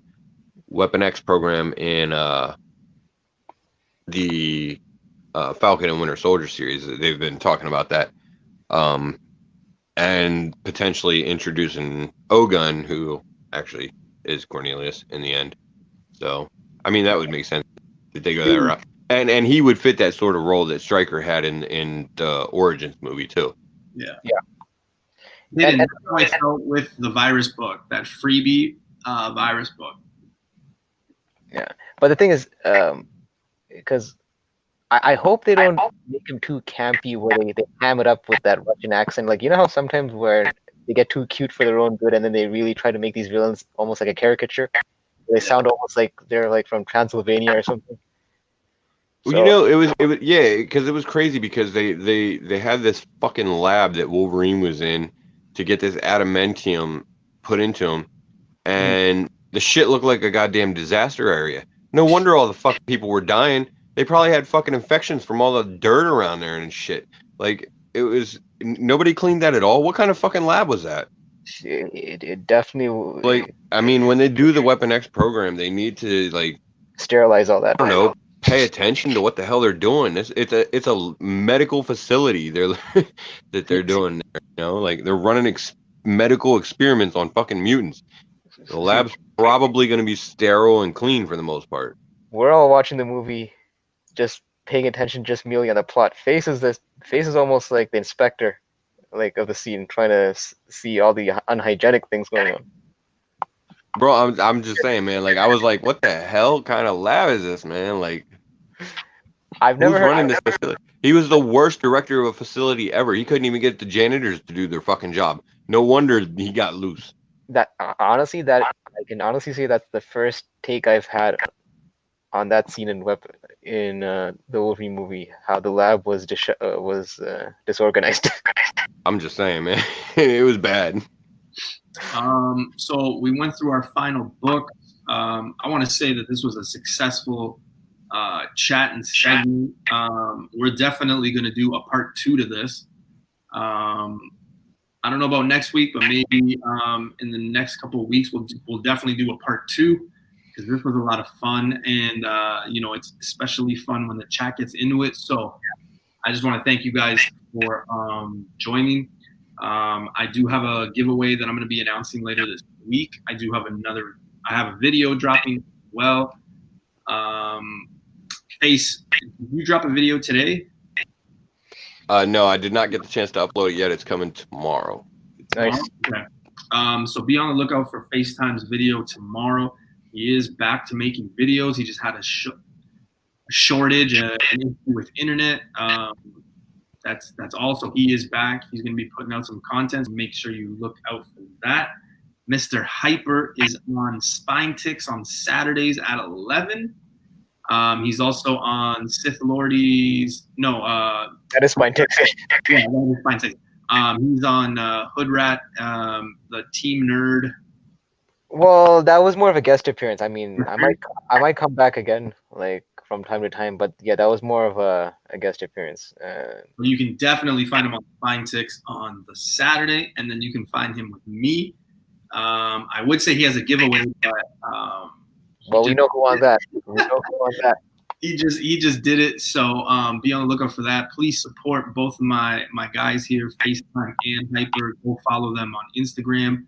Hyper doesn't have a YouTube channel yet, but when he does, I'll let everybody know, and I hope everybody can follow. Yep. But yeah, definitely go and check out FaceTime YouTube. Sleeveless in Seattle, Mr. Key Issues, Mr. I Sleep at 9 p.m. I get it. It is a school night, so no issues there. But make sure you guys go check him out. He's got a 250 subscriber giveaway as well, and follow him on Instagram. And yeah, guys, that's it for us. Did I miss anything, guys? Or do you guys want to say something?